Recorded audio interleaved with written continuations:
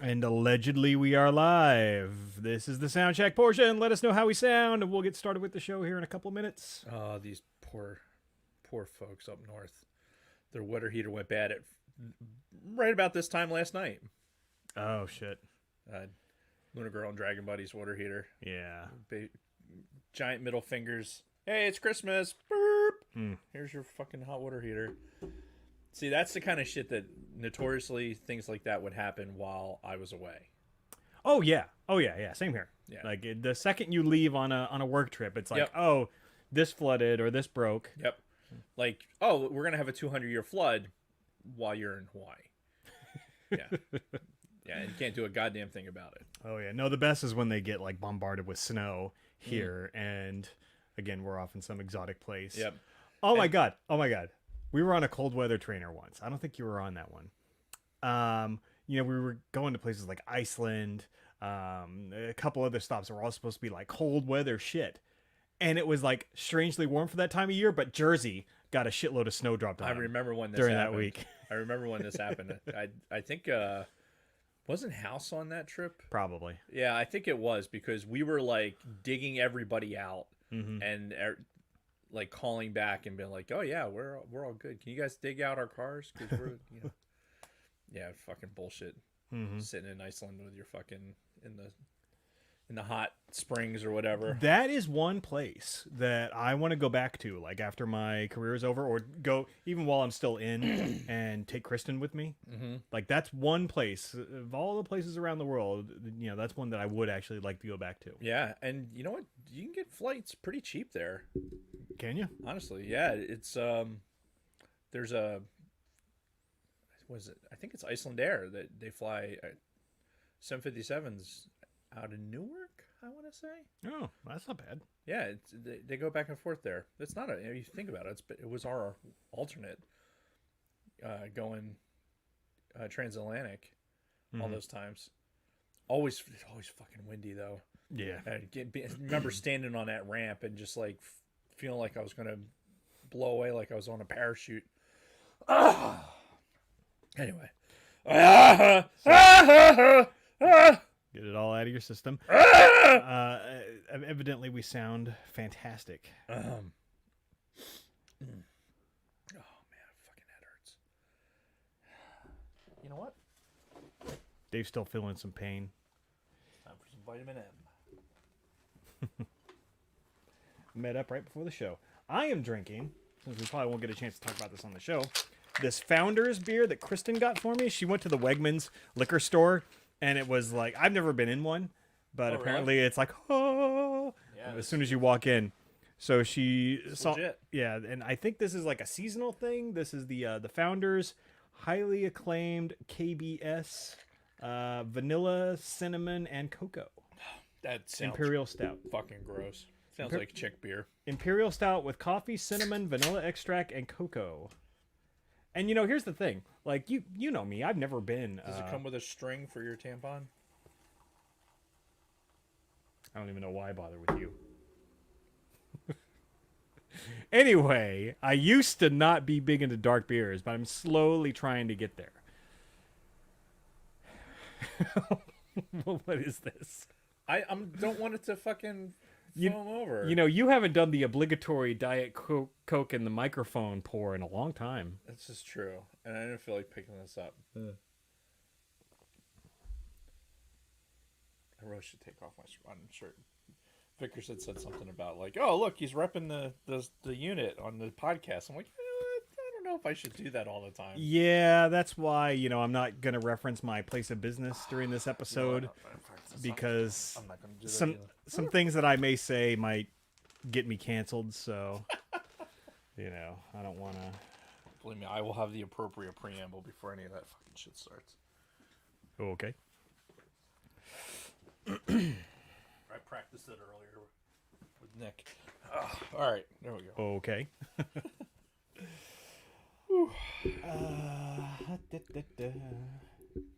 guess we're good, right? Yeah, it's about that time. Oh, did I start the audio? No, I did not. All right, starting now. Is it the appropriate source? That's a good question. Do we have enough space? Hello! Oh!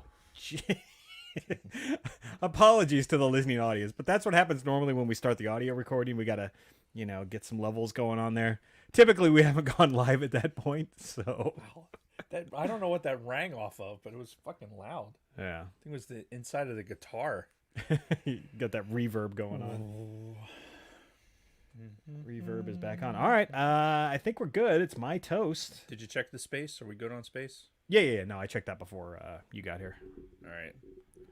We got a click. I don't know why it says 0 people are watching. I can see at least 4 or 5 people in the chat. So. Yeah, you know what? That's so inaccurate that it's I don't go by that. It's just like the like button. Like while you're streaming live, like if you look at the YouTube, the like button, you think, oh, there's 5 people in there. And then you click the like button and you'd think, oh, it goes to 6, and it won't. Like, well, how many people actually clicked it and it's not showing it? So, whatever. It is what it is. We know we're... They do exist, yeah, as we're being told. We do exist. Okay. All right, well, whenever you're ready, give us a countdown. We'll get rolling. I'm going to give us a countdown right about... Meow.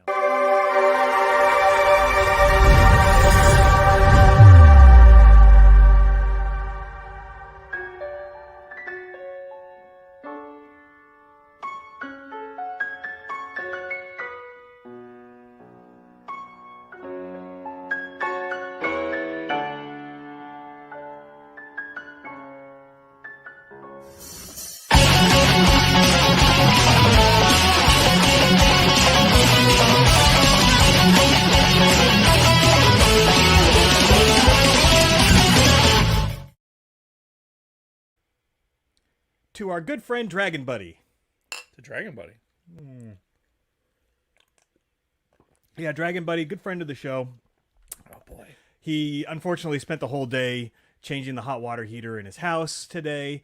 But, good friend of the show. He recently got a promotion, apparently, on the Escape Pod podcast. Yes. More friends of the show. Yeah. And quite frankly, he's the only person in our entire family who shows me the proper respect that I deserve in our fantasy football league. So, again, I just want to say thank you, Dragon Buddy, and here's to you, my friend. Dragon Buddy, we won't hold that against you. But that being said, hello, everyone, and welcome back to the Sidebar Cantina, the podcast where we talk about Star Wars, pop culture, anime Star Wars, or whatever the fuck we feel like talking about. I'm Mr. Jason Roskam. With me here each and every single week, the Voltron to my car Voltron, Dave Martin. Hello, Dave. You couldn't think of another anime? No, I had another one on the brain, but then it was gone. Okay. Yeah.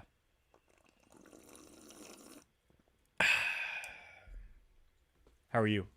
I'm okay. I'm here. Just okay? I'm gonna fucking push through this, man. Yeah. We're gonna get there. I just took a big dose of Motrin. I it did. appeared, I so- did. Hopefully by, in the next 30, 40 minutes or so, it'll actually start working and I won't do too much screaming and it'll be good. All right, fantastic. And what are we talking about today? Well, I think you alluded to it with the anime. We're finishing up Star Wars Visions today. We've kind of, I don't even know what episode we did the first 4 episodes of Visions. Yes. Yeah, there was 9 total. We did the first 4 a couple months ago. Yeah, it was before we took our little hiatus. Yeah, it was pretty close to when it had originally come out. And we're like, all right, let's take this in doses. And then we kind of forgot about it. So, hey, we're getting ready. Star Wars is kind of on the brain right now. Yeah, we got the build-up is coming. That's right. So, figure we'll finish up Visions, get that out of the way. Don't have to talk about it again, preferably. And, we can talk a little Book of Boba Fett afterwards, too, I think. See. 3PO. Yeah. But in the meantime, we got some Red 5 business to talk about. Yeah. So. Well, first, before I talk about the Red 5, I want to shout out to one of our followers, Eric Bonilla. I wonder if there's any relation to Bobby Bonilla. Sure. Did we talk? Was it on the show or was I having that conversation at work? We were talking about Bobby Bonilla Day. It was not with me, I can tell you that much. Are you familiar with Bobby Bonilla Day? No. So it's that, like, for sports fans, right? The New York Mets paid this like exorbitant amount for Bobby Bonilla, right? Uh-huh. And so they continue to pay him like to this day. Like, so it's been like decades since he's played baseball, yet still gets a paycheck like on a particular day of the year. How do I get that job? So yeah, that particular day, and I couldn't remember if we had figured it out which day of the year it was, but on that particular day, on Bobby Bonilla Day, I think it's like July 3rd, or maybe it's in June. I can't remember exactly, but that day is Bobby Bonilla Day. So anyway, I'm sure there's no relation to Eric Bonilla, who had us as his top podcast on his 2021 Spotify Wrapped. Yes, and Spotify Wrapped. He's given us shout outs on social media. Yeah. I think most recently a Twitter post. So thank you, Eric. Yeah, we humbly thank you. And Luna Girl already put some stickers in the mail for you, so you rock. Yes, you do. As far as Red 5, we would like to welcome Chris, a.k.a. Dragon Buddy, to the Red 5 Network family. Officially, ATSW The Escape Pod announced that Chris officially is their new part-time co-host. You can catch Chris along with Don and Brady on Wednesdays at the ATSW Escape Pod on YouTube and on your favorite podcast apps. See. 3 p.m. We'll talk more Red 5 at the end of the show. Alrighty. So, being a Star Wars focused episode, we got a lot of Star Wars kind of news and reactions and stuff to talk about. First thing I want to get to before we get into this or that, did you watch the trailer for the Galactic Star Cruiser? You posted that link in the notes, and you told me about it this morning as I was driving in. So I had to watch it. Dude, that was really bad. That was what I call the anti-commercial. Like, normally trailers and commercials try to get you to buy something or spend money on something. This did the exact opposite. Gosh, really? Yeah. Gosh, really? I'm gonna walk through this portal and have some really abbreviated, like, kind of weird. It was so awkward. So my understanding is it was posted and then immediately taken down. Yeah, right? So Disney posted on all their official social media and their YouTube channel. Right. They posted it out on their Twitter. Right. Immediate backlash. Like, everybody is just like mocking the shit out of them for this, and they pull it from everything. They delete their Twitter post where they initially tweeted it out. They deleted the video off of their YouTube channel. No mention of it on any official Disney. Do you think like Jeff, the guy who was in charge of posting the video, was like he picked like, oh, here's Rev 1.1 as opposed to fucking the actual like edited and correct version? Like, maybe they posted the wrong version. How could that be any better? I don't. Do you think they took out the singing Twi'lek that looks like a scene from fucking The Fifth Element? Everybody's so enamored with the Twi'lek. I don't even know where to start with this. It's for something that's $6,000 for 2 nights. It looks like it was filmed with a green screen. Yeah. Like it. For something you want to be the most immersive experience ever. But you would think if they filmed it with a green screen, they'd at least have some good shit in the background to make it look awesome. Yeah. But it didn't. Like, when they went onto the bridge of the ship, the fucking consoles and the panels, it all looked like garbage. Yeah. It all looked like super generic, like 1980s B-movie sci-fi fucking crap. It looked like a Star Trek set. Yeah, yes, exactly. It looked like a Star Trek Like, set. if you had told me this was a Star Trek experience, I'd be like, that makes sense. I get that. That fits. Yeah. Did not feel like Star Wars at all. No. And then you go into the fucking bar with that weird bartender. This doesn't seem like a cantina at all. Right. Where's the fucking, the Max Rebo band or something like that. Yeah. But there's nothing that makes you feel like that. And then the singing Twi'lek comes out, and it's like, what the fuck is going on? Like, this has holiday special vibes written all over it for me. No. Holiday special at least had drugs. Right. At least there was a drug influence there where people would be like, okay, they were heavily influenced by drugs. So, okay, it explains a lot. Yeah. Right? However, this was just bad. Yeah. This was like, if you had gone to a 5th and 6th grader right now and said, hey, we want you to make here's an iPhone 13, and we want you to make a movie about this whole fucking thing. Yeah. Go. They would have done fucking 100% better than what that was. Probably better dialogue. Yeah, gosh. Really? Gosh. Yeah. Like, and really, here's what struck me the most, and I do not mean this in a derogatory way at all, but I'm super surprised that Disney had the whitest woman on the planet and the whitest male on the planet as their 2 representatives for this. Mm-hmm. I'm like, I'm really surprised that this is from a marketing standpoint, Sure, for a company that is like pushing this down our throats all the fucking time to see how white. No, it's not. We're not talking about just a white kid. Like, we're talking about somebody who's like 1950s. like Leave It to Beaver kind of shit. Like, yeah. what? In Like the golly gee willikers. Like, what in the actual fuck are you trying to represent here with this kid? Like, I don't. Well, and not to mention the fact that he's like a fucking hobbit. Like, he was like 4'2" while she's like 6 feet tall. Kind of leaned over a little bit too. Yeah.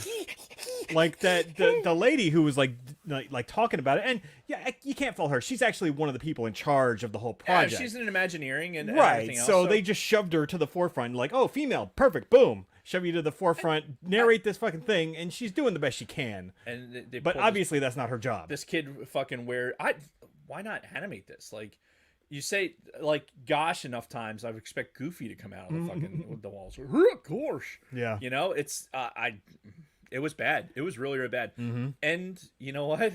At least they were smart enough to fucking pull it before it was like, oh my god, this is bad. We need to do something. When did it come out? Like, this was like 5 days ago, something like that. And really? then it was pulled like within a day or two. I did not even hear about it. I saw an article about it, right? I saw that Disney releases this trailer or whatever. I'm like, yeah, I'll get to that eventually. Because, the Galactic Star Cruiser is not high on my priority list right now. Because there's no way I could fucking afford it. But then I saw all of the fucking Disney pulls trailer for fucking Galactic Star Cruiser. I'm like, now I got to find out what the hell's going on here.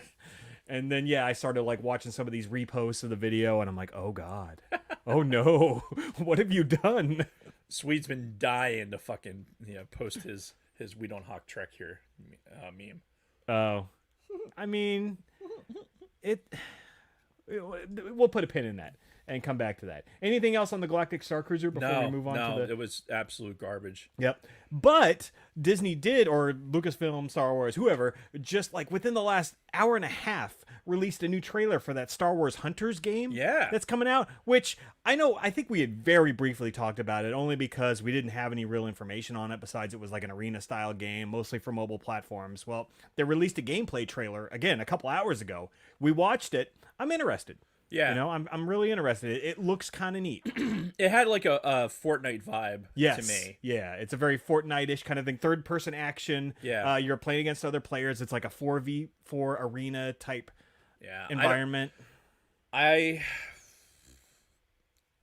Mobile platform is kind of tough, like phone-wise, how I would be engaged with that. I mean, you have a Switch. Yeah, because it's coming out for the Switch and mobile devices. No Xbox, no PlayStation. Right. So maybe if I had a Switch, then I'd want to engage in something like this. Maybe I'll just have to see how it plays on yours, and then see whether or not I want to get a Switch. But, I mean, would that be the reason that I get a Switch? Probably not.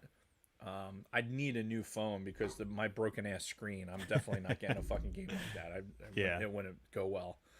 But, it looked interesting. Yeah, it's got a lot of personality with a lot of the characters, the playable characters. My favorite is the Jawas, because it's like two Jawas that stand. One stands on the other one, and then they got a couple of different weapons. One where they like both stand side by side in like a turret gun kind of thing. Yeah. So it does. It looks interesting. It looks fun. Yeah. The animation and the coloring and everything else. That's what it kind of reminded me of Fortnite, and it's popular. If you can ride the coattails of that a little bit and jump into that genre, good on you. Another way for fucking Star Wars to maintain relevance and make money. Yeah, the big kicker for me will be if there's any kind of solo content. Because if it's nothing but online player versus player, then I probably wouldn't get it. But if there's some storyline or something that you can progress through on your own, or at least matches with bots where you can play against bots as opposed to real people, then I'd be more interested. But if not, then I don't know. If I got a Switch, after the holidays or whatever, and then there is a meet up online and fucking go PvP. Ooh, that would be fun if we got some people from the Cantina together. Yeah. So some of our fellow podcasters and listeners. Yeah, we'll put a pin in that. But we'll see. We'll see. It does. It looks good. I'm excited for the future of that. Yep, absolutely. So we do a segment on the show every week called This or That, where our social media director, Luna Girl, puts up a poll on our Instagram. And what is our Instagram, Dave? At the Sidebar Cantina. And she gives you two options. You pick one of the two options, and we go over the results here on the show. As always, the topics are relevant to this week's topic. We're going back to Star Wars this week, so they were all Star Wars related. And I got to say, I'm very disappointed in our Instagram followers. I disagree with most of your selections, but we'll get there. First of all, Cad Bane versus IG-11. For me, this was IG-11 hands down. I fucking loved him so much. And when he died in the first season of Mando, oh, I was heartbroken. Yeah, it was sad. I went with IG-11 as well. Yeah. Although I did get my Cad Bane pop today on my doorstep. If you're on our Discord server, you would have saw that I had posted it this morning. Which weighs like 5 pounds. Yeah, by the way. I don't know what the hell it's made out of, but it's pretty fucking nice. Yeah. So, but Cad Bane won 63% to 37%. I disagree. IG-11 is the superior character. You know, it's funny too, 'cause, like Swede was. Oh man, I wish I had I wanted to get a picture with Nick's tattoo. Did you saw his TIE fighter, right? With the Their TIE pilot. Yeah. Yeah, I should have got a picture next to it. Like, yeah, that's a pretty badass tattoo. Well, of course, he's got a shitload of badass tattoos. Facts, but he was talking about Cad Bane, and I'm like, Cad Bane, and we're kind of going back and forth, and that drove me to the internet, which of course drove me to Pops, which drove me to fucking get a Cad Bane pop. Yeah, but I guess Cad Bane's a popular character. Yeah, I get it. I mean, he's got that gunslinger vibe to him. You know, it's yeah, I can see that character being Which like, again, it was kind of lost on us because we didn't watch Clone Wars as it was debuting and as it was out. Yeah. So Cad Bane, Clint Eastwood in space, as Dragon Buddy says. And I get it. That's I totally fair. get it. But again, we kind of missed the boat on that because of our initial rejection of Clone Wars as a whole. I mean, rejection is a strong word. I totally rejected it. After that fucking movie and those first couple episodes of the show. I mean, that was brutal. That deserved rejection. Indeed. All right, next poll question. Transhodans or Rhodians? So Bosk versus Greedo. Trandoshans? Trandoshans. I went with Bosch. Oh, okay. Fuck Rhodanians. And that's why I picked Greedo. Goddamn Rhodanians! I thought about you the whole time as I'm selecting this. I'm like, I'm picking fucking Rhodanians. Fucking finger, like all I picture Greedo's fucking fingers not really holding the goddamn gun right, and it's just like, fuck that. Fry him. Yeah. Why'd you fry Greedo? Because he fucking sucks. That's why. Yep. So then we go to favorite badass chick. We've got Ara Singh. She's the fucking Hare Krishna looking chick from fucking Clone Wars. Versus Asajj Ventress. This should not even be a. I know. This should not even be a contest. Yeah, the 10% of people who picked Ara Singh. Like, what is wrong with you? Look, they might be into a particular look. I mean, who knows? But if you listen, just animation alone, whatever. Ventress is it's a great Star Wars character. Mm-hmm.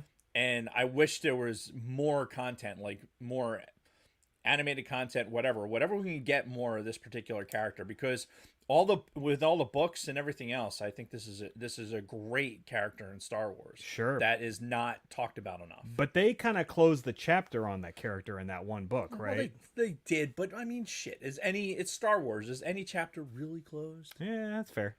All right, so looking forward to seeing more of this person in the future. Of course you did. Book of Fett is the biggest contrarian out of anyone I've ever met. Bigger than you, even. Right. Anyway, for badass chicks, we're looking forward to seeing more in the future. Sabine Wren or Fennec Shan? Sabine. See, I went with Fennec. See, I really like Fennec. And I really like Ming-Na Wen. I was going to bring this up when we talked about Book of Boba Fett later, but like she does something for me. Really? She's like a 50-year-old woman, but like you just like to get your ass beat. Maybe, that's it's got to be a thing with me. It's going to be because we're going to talk about that pretty much later, I think, but yeah, no, like Ming-Na Wen, she moves the meter for me. Yeah, I like the female Mandos. It's a Mandalorian anyway. I like the female Mandalorians. I just whatever. That's my thing. Fair enough. And Sabine did win 67% to 33%. Oh, which by the way, I think I skipped the Boss Greedo results, Bosk won 63% to 37%. Fuck those Rhodinians. Next one. I'm looking up there for the Sabine Wren pop. I know I have one. Oh, you've got she's in there somewhere. Last one. Who will always hold that special place in your heart? Jango Fett versus Din Djarin. I went with Din Djarin just because Jango Fett's everywhere. I mean, he's a clone. Well, and he's the original, but he is the original, which that's pretty special in and of itself. But at the same time, he was kind of like Boba Fett in his trilogy, where you didn't really see him that much. He was in one movie. The clones were in all of them, but whatever. But yeah, no, Din Djarin, the character's so good, and we haven't even seen like his whole story arc fully fleshed out yet. We know what happens to Jango. We know that he, he started off the movie at 6 foot, and then he ended the movie at like 5'6". So, we know how his tale ends, but we don't know what's going to happen with Din. But already, just that 2-season journey in Mandalorian so far, his character has grown leaps and bounds, and there's still so much more to go. And honestly, like for dudes, like again, Luna Girl puts this together, and she's amazing. But from a dude perspective, special place in my heart doesn't really translate. Like, that doesn't go through the translation software very well. It's more like, what character do I like better? And if I'm comparing Jango Fett to Din Djarin, then nice. Fuck Marvel. Who gives a fuck about Marvel? Who cares about Marvel? Why are we bringing Marvel into this? So hang on, just calm down. All right. Fuck you and fuck Marvel. Nicole in the chat mentions that Ming-Na Wen is a triple threat: Disney princess Mulan, Star Wars, and Marvel. I don't know what she's done in Marvel. I don't either, and I don't care. Fuck Marvel. Yeah, no. Good point though, and that is kind of the new triple threat, isn't it? Being in a Disney animated movie, in Star Wars, and Marvel. Don't fucking care.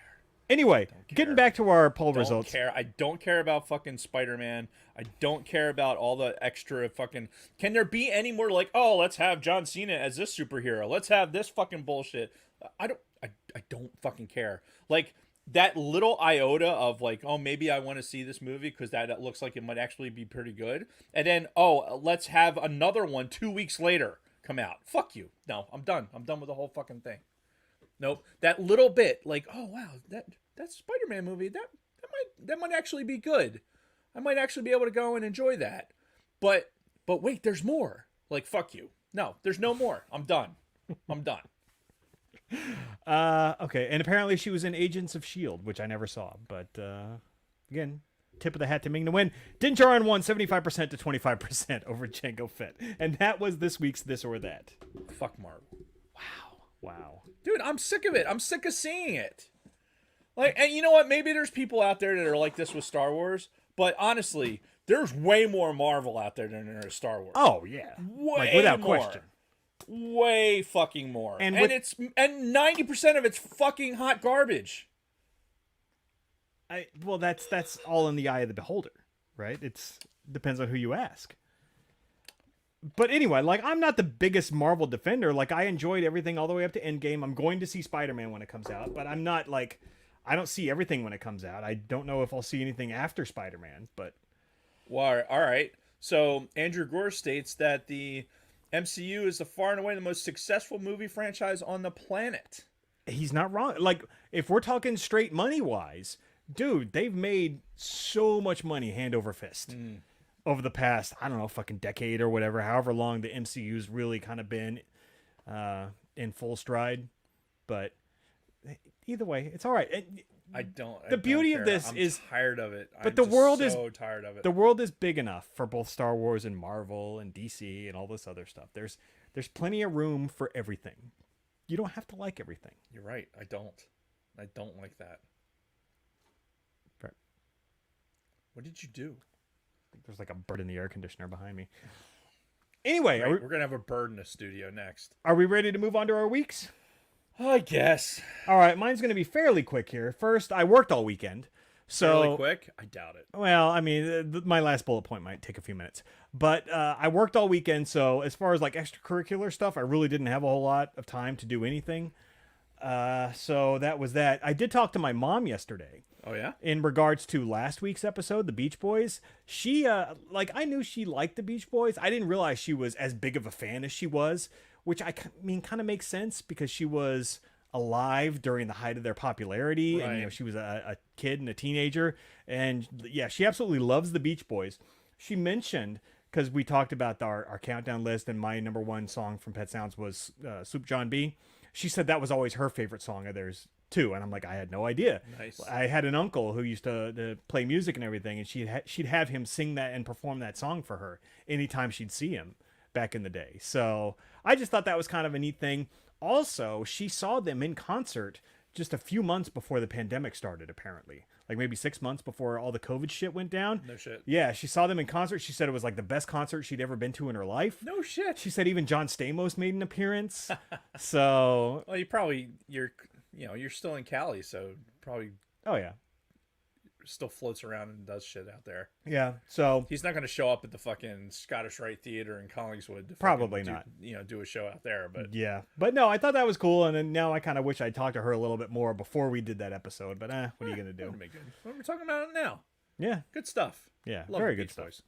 Boys. The last thing I had, so I was all prepared to go on this long diatribe about how I'd much rather have women in the kitchen than in my fantasy football league and all this other stuff. But, Say with child. Just say it. well, and also like with child and no shoes on, things like that.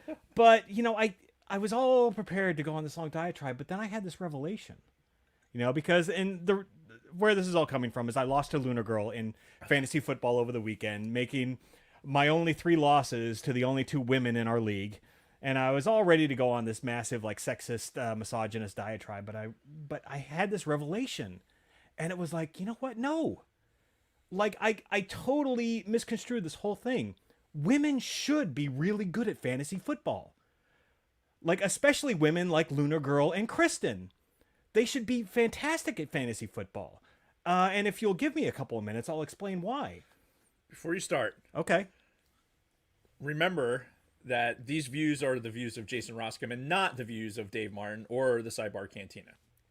Proceed. Okay, so first of all, I mean, we know by default that women typically don't know shit about sports, particularly football, real football, American football.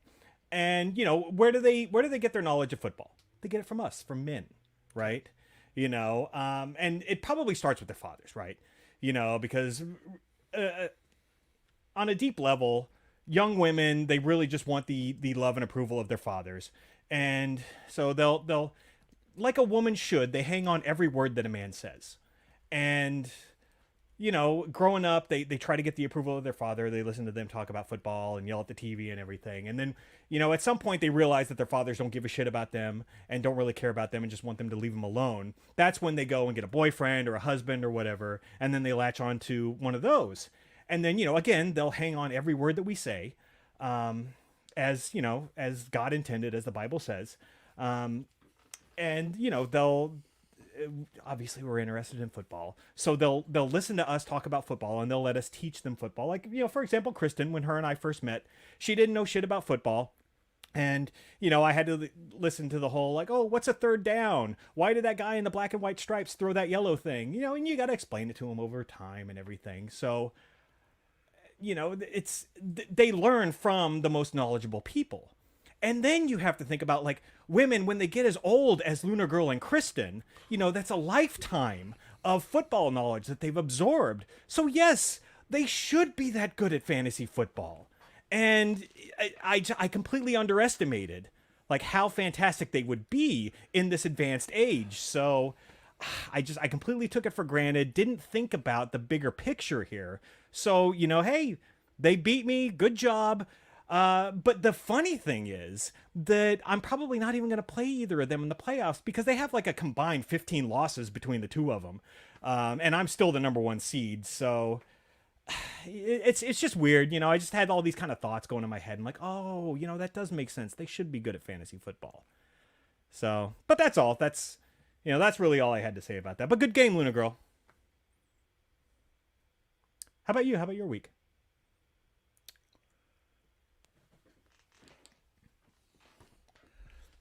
I'm going to take a moment to let everybody know that I have to sit between the door and Jason, right? So, I'm going to be extra diligent for the next few minutes just in case there is some debris that may be flying through the air.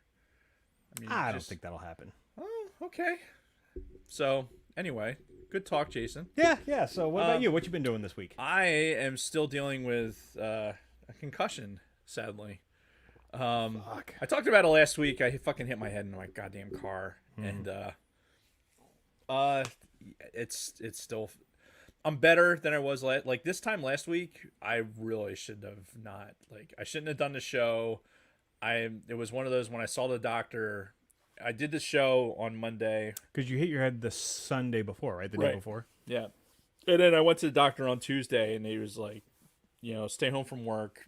Really try to isolate, stay off of screens, which our days and our jobs are entirely dominated by fucking screens. Oh yeah. So I'm not able to, I'm very, very bad at it, and I did not give myself the appropriate amount of rest, and I took Wednesday off-ish, and then went back to work on Thursday and Friday, and then went into work.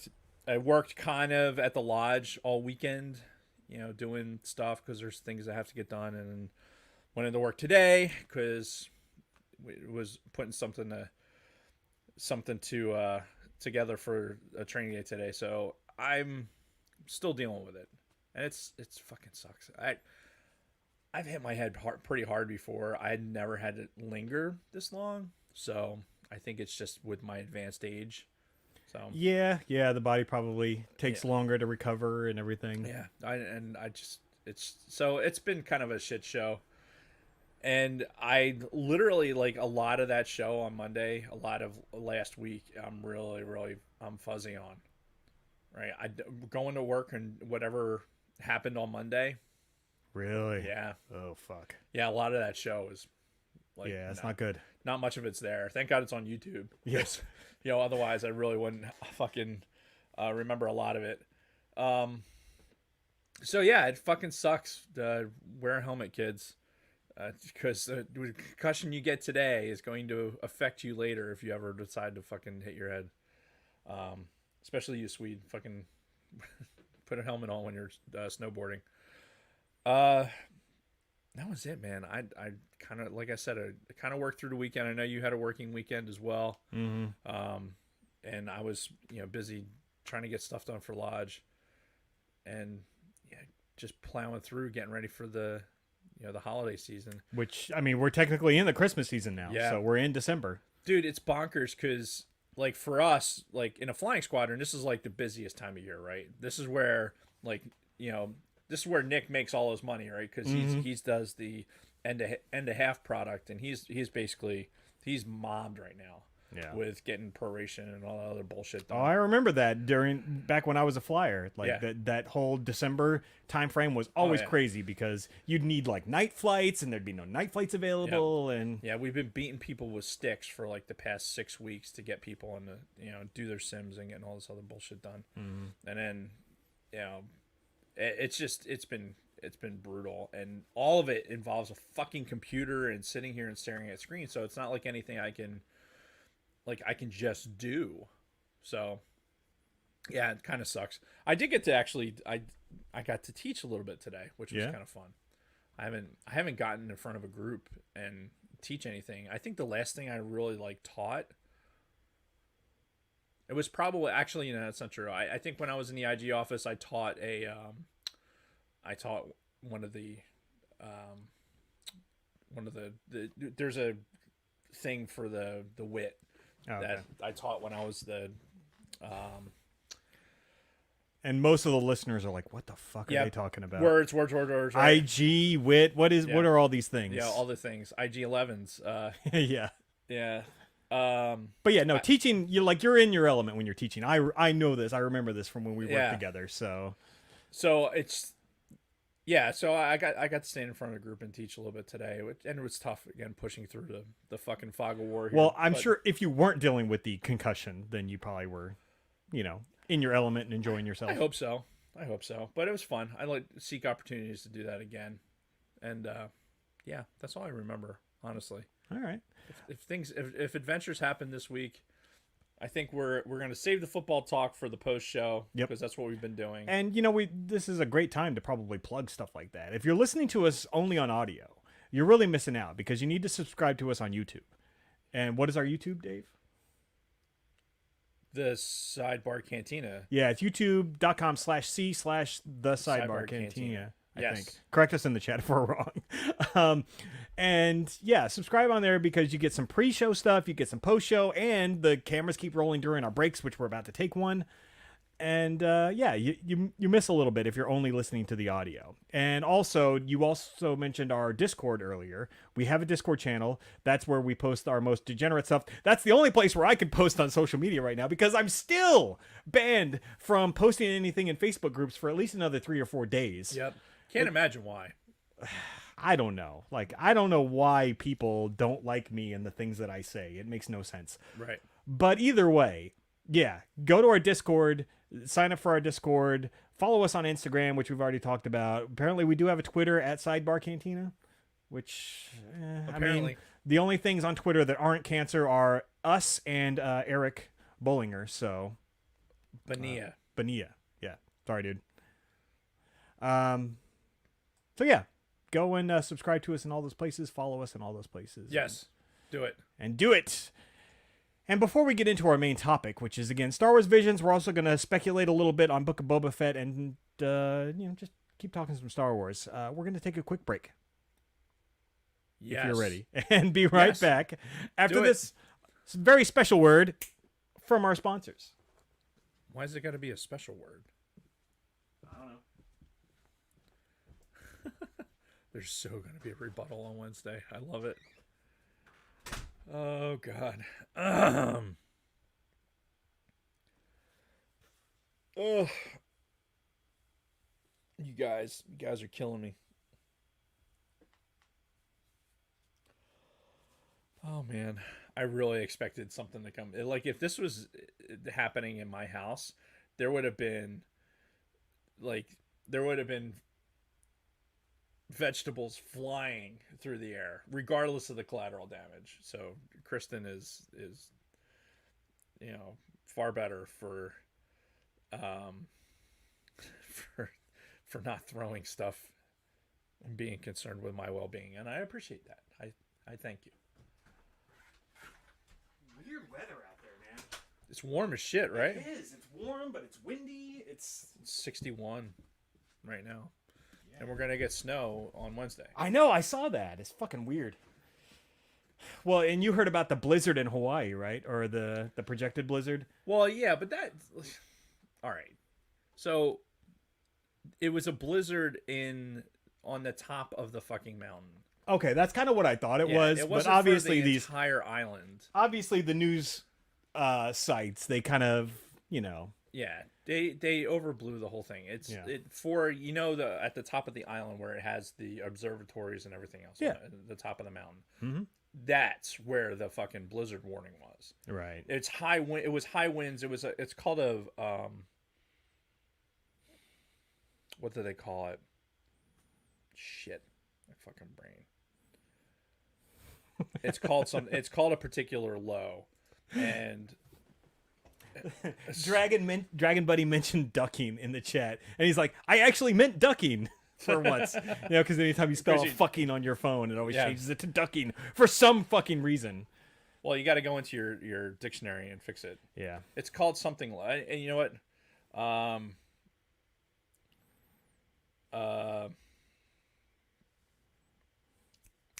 Anyway, it's a particular low, and yeah, you're gonna have high winds and everything else, but like the reality is all that snow is going to stay up above that layer on top of that mountain, so right? Up at like 13,000 feet, which even when we flew out there on that business effort, you were out there for that, weren't you? Oh yeah, the week-long thing where we flew like twice. Yeah, when we were flying up there because the tanker canceled. We were flying co-altitude, kind of doing that, buzzing around the top of the mountain where I got the pictures of the observatory and stuff. Mm-hmm. Like there was snow up there, even that time of year, and it was fucking 83 degrees, down on where I was playing golf and shit. So, yeah, they severely. Well, because it's, climate change is the big thing in the news right now. So they have to do whatever they can to twist any kind of information to like push the climate change narrative. Sensationalize it for fucking sure. Again, not to dismiss that or to say that it's not real. Like, trust me, I'm not one of these fucking people that's like, oh no, it's perfectly fine. The world needs more carbon dioxide. No, climate change is a real thing, but that like the sensationalization of that and making that the headline is so inaccurate. Right. But again, that's what the never mind. Do a modicum of research for those things, and don't go outside and tell your neighbor it's snowing in Hawaii, the world's coming to an end. Just fucking relax, people. Christ on sale. Indeed. All right. We're ready to go back? Before we do, I think you should, do you have it in you, Concussion Boy, to do each one of these like synopses in a voice? Sure. Like in the notes, I have it written down. Like for like episode 5, the daughter of a lightsaber smith is pursued by dark forces while on a dangerous mission. Do you want me to do it in the? You do it in whatever voice you want, and you can change it for each one if you'd like. You could even do it in like the Clone Wars narrator. But again, like I just thought that'd be kind of fun. I meant to mention it before we started recording, but I'm a terrible person. Okay, I got it. Said nobody. Right. All right, I'm ready. All right. Well, give us a countdown. 30 seconds standard now.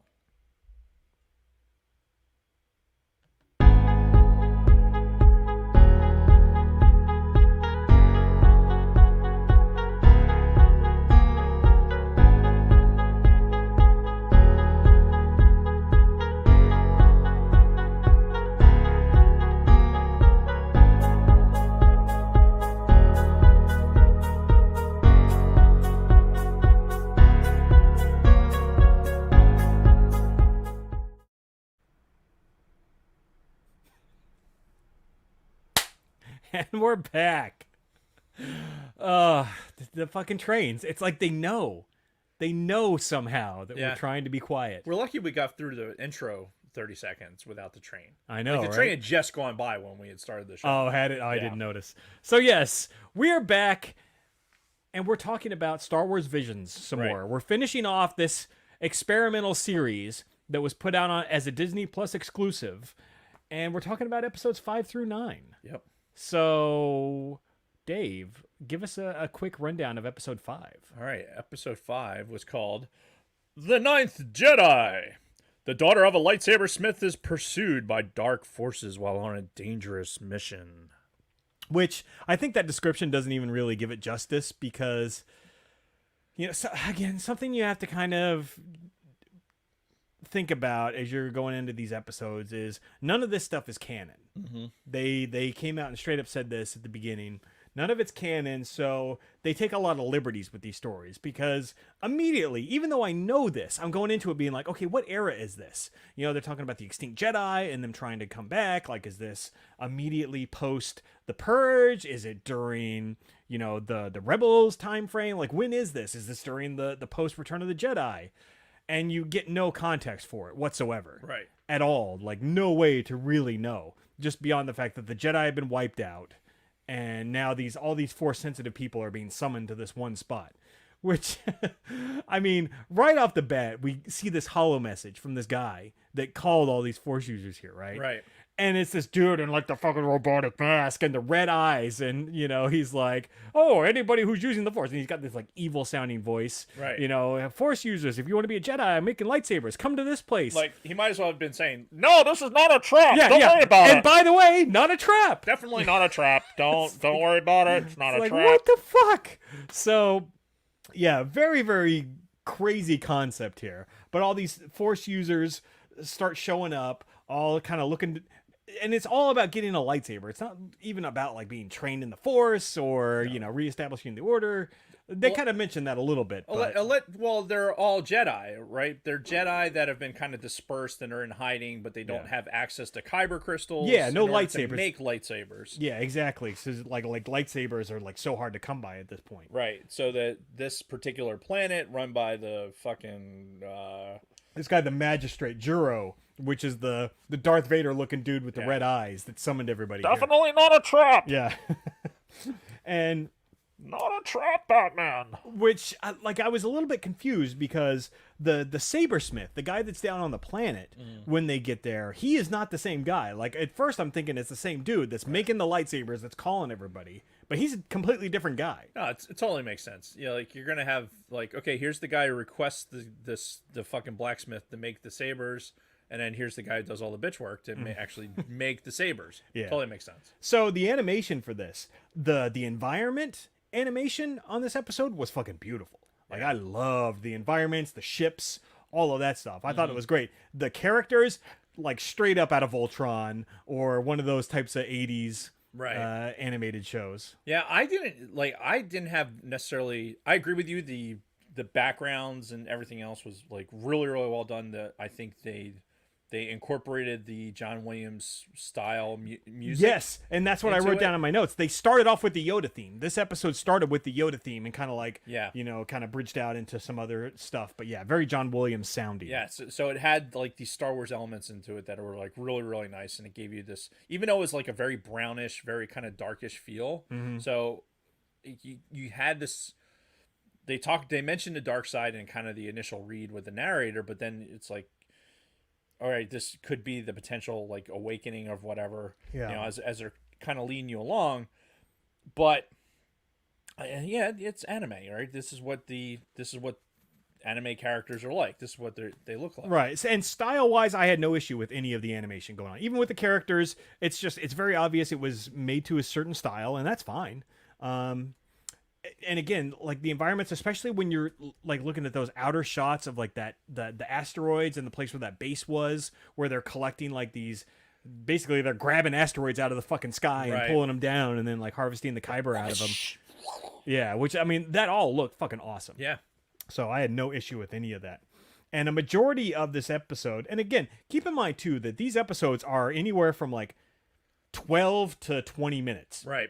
They're all very short. I think this one was like 23. Yeah, and this was one of the longer ones. Yeah, and even though they're like 23 minutes, if you look on Disney Plus, the last 2 minutes is like credits. Yeah, credits. So you chop off a couple, which is good because some of these are a little bit more painful than others. This episode was fine. This, like, I was following the story. I was interested, and we even had some twists in the towards the end. But before we get to that, I want to talk about one thing that was really cool that they incorporated in this from Legends material. When we're down on the planet with the lightsaber smith and his daughter, right? Because a lot of it focuses on him and especially her because she's clearly force sensitive. Right. She picks up one of the lightsabers and she ignites it, and at some point she, like, changes the blade to, like, make it shorter. Right. And that is straight out of the Jedi Academy novels, which, because one of the guys at Luke's Academy, he built a lightsaber that had 2 different lengths, and he used, like, for different fighting styles, and he'd change it, like, mid-fight, and I don't think that we've seen that again in any kind of Star Wars canon or Legends since that book, as far as I know. No, not that I know. So seeing that again was pretty fucking cool. Yeah, it was cool. The idea of, her just assuming that, like, like she wasn't using the lightsaber properly, and yet him knowing that, like, oh yeah, she obviously has this extra ability and is using the lightsaber the way she was. I also thought that was really cool and a great reach back. Corran Horn. Yeah, Bronco Fett mentioned Corran Horn was the guy who had the double length lightsaber. Hi, Ivo. Hey, Ivo. Good night. It's what time is it out there? It's what, like 2 a.m.? Oof. 1 a.m.? Jeez. Yeah. So anyway, something else that was kind of weird in this, which we know is kind of contradictory to what's in actual Star Wars canon, is the color of the lightsabers. They sort of, when she ignited one of these ones that her dad just finished building, it was like a really light brown kind of color, and they mentioned, like, oh, the color will adapt to the type of person wielding the lightsaber. I'm like, I don't think that's the way that works in actual Star Wars canon. Yeah. It's based on the color of the crystal, and then we got, they recanonized, like, the red crystals especially. You had to steal a fucking crystal from an actual Jedi, and you had to, like, corrupt it. That's what made it red. Right. So the fact that the color of the lightsabers in this were dependent on who was wielding it, that's, like, not real. at True, all. but again, we're like we started saying in the beginning. This isn't canon. Mm-hmm. It's already grabbing from Legends material. Yeah. So, I never was one to have an issue with the whole like, oh, the person that wields it determines the color. Yeah. I never really had an issue with that. It just always took it for what it was. Why go from blue to green if you're Luke? I don't know, but whatever.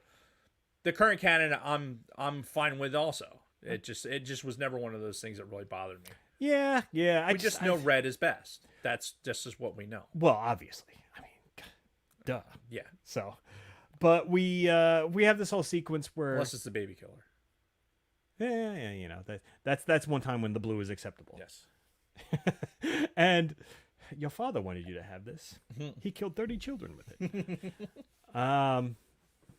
Fuck, now I lost my place. Oh yeah. So again, like I said, a lot of this takes place around the lightsaber smith and his daughter. They get attacked by, they're not Imperials. That's the thing. They're just like dark people from whatever dark side. Well, they say they're like what do they call them? Jedi hunters or something. Right. But again, there's no The Inquisitors. They're basically like this kind of, but it's not the real Inquisitors. There's no real ties to the Empire or Right. anything else, which kind of makes this sort of timeline agnostic, Sure. so to speak. Sure. So they hunt down the father because they know he's building lightsabers. The daughter gets away with the lightsabers, and he's like, "Take him to the temple." Blah, blah, blah. This whole time too. Good sound effects too, because I will say, like in this entirety of this sequence, like the use of obviously the lightsaber sound effects is one of the most used things, because almost every one of these episodes is lightsaber driven, Right. and the sound effects with like her going through the woods and everything else, you're getting the Endor speeder sound effects, which I love that. I mean, that's great ROTJ fucking throwback. Oh yeah. So and I we- really enjoyed that. Yeah, we get more of that in a later episode too. But yeah, so the daughter gets away, she delivers the lightsabers. This whole time, these like 8 or so or 7 Force users that were all gathered together, I feel very uncomfortable right now. He's just sticking it right in my face. It's like, oh geez. Putting it on me like a porno, just like right in my face. So while the girl's trying to get these lightsabers to this crew of Force-sensitive people, they're up there being like, what's going on? Where's the magistrate? Where is this fucking Juro guy? We really want to see him. This is not a trap. Don't Right. worry. Keep waiting. Yeah, well, we've got one guy who seems like kind of innocent and kind of normal, whereas the rest of these guys are very anxious for some reason, which we find out why later. Girl gets the lightsabers up there. She unfurls the thing, and they're like, oh, lightsabers. And it's like, ha-ha! Boom. And 6 of these guys are all like dark side people, because as soon as they ignite their lightsabers, they're all red. It's like, oh. Yes. Oh, this makes sense. This is why they weren't fucking like, hey. They weren't concerned that it was Yeah, a trap. And in fact, the only guy that wasn't one of these fucking red lightsaber wielding guys was the only guy that said, this seems a little odd. Like, like I wonder if they're trying to lead us into a trap. This is not a trap. Don't worry. Which, come to find out, dude in the Darth Vader mask and the red eyes, he was good, and he was there hiding inside of a droid. Ha ha! Yeah. And, he pulls out a fucking green saber, fights alongside this other dude that was there against all these fucking red lightsaber wielding people, which it was a pretty neat twist. Yeah. Because I was fully expecting, mask guy to be dark side and try to trap all these guys. Apparently, no, he's like, I found out that the 6 other Force users that I tried to summon here all like got fucking shipwrecked and couldn't make it. So you were gonna say got COVID for some reason. For some reason, it popped in my head. It's like got COVID, and they're fucking not gonna show up. Oh yeah, don't even get me started on that. Jesus Christ. Yeah, no. So it was a really, really neat twist. And the funny thing was, and we see this a couple of times in some of these episodes, it was left on a cliffhanger.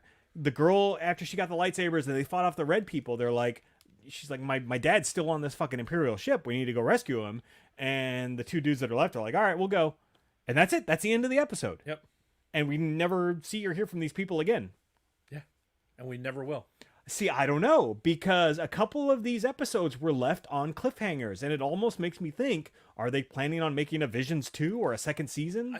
You know, and if they do, that's great, because there's a handful of these that I think would make great. Like, here's the seed for something that I think could be good. Right. But I think it'd be really, really hard, and we can save this to the end, I think. But yeah, for our final thoughts. yeah, but it'd be really, really hard to continue stuff that's non-canon. Right. Yeah. Put a pin in that. We'll talk about it at the end, because I have some more things to say about that.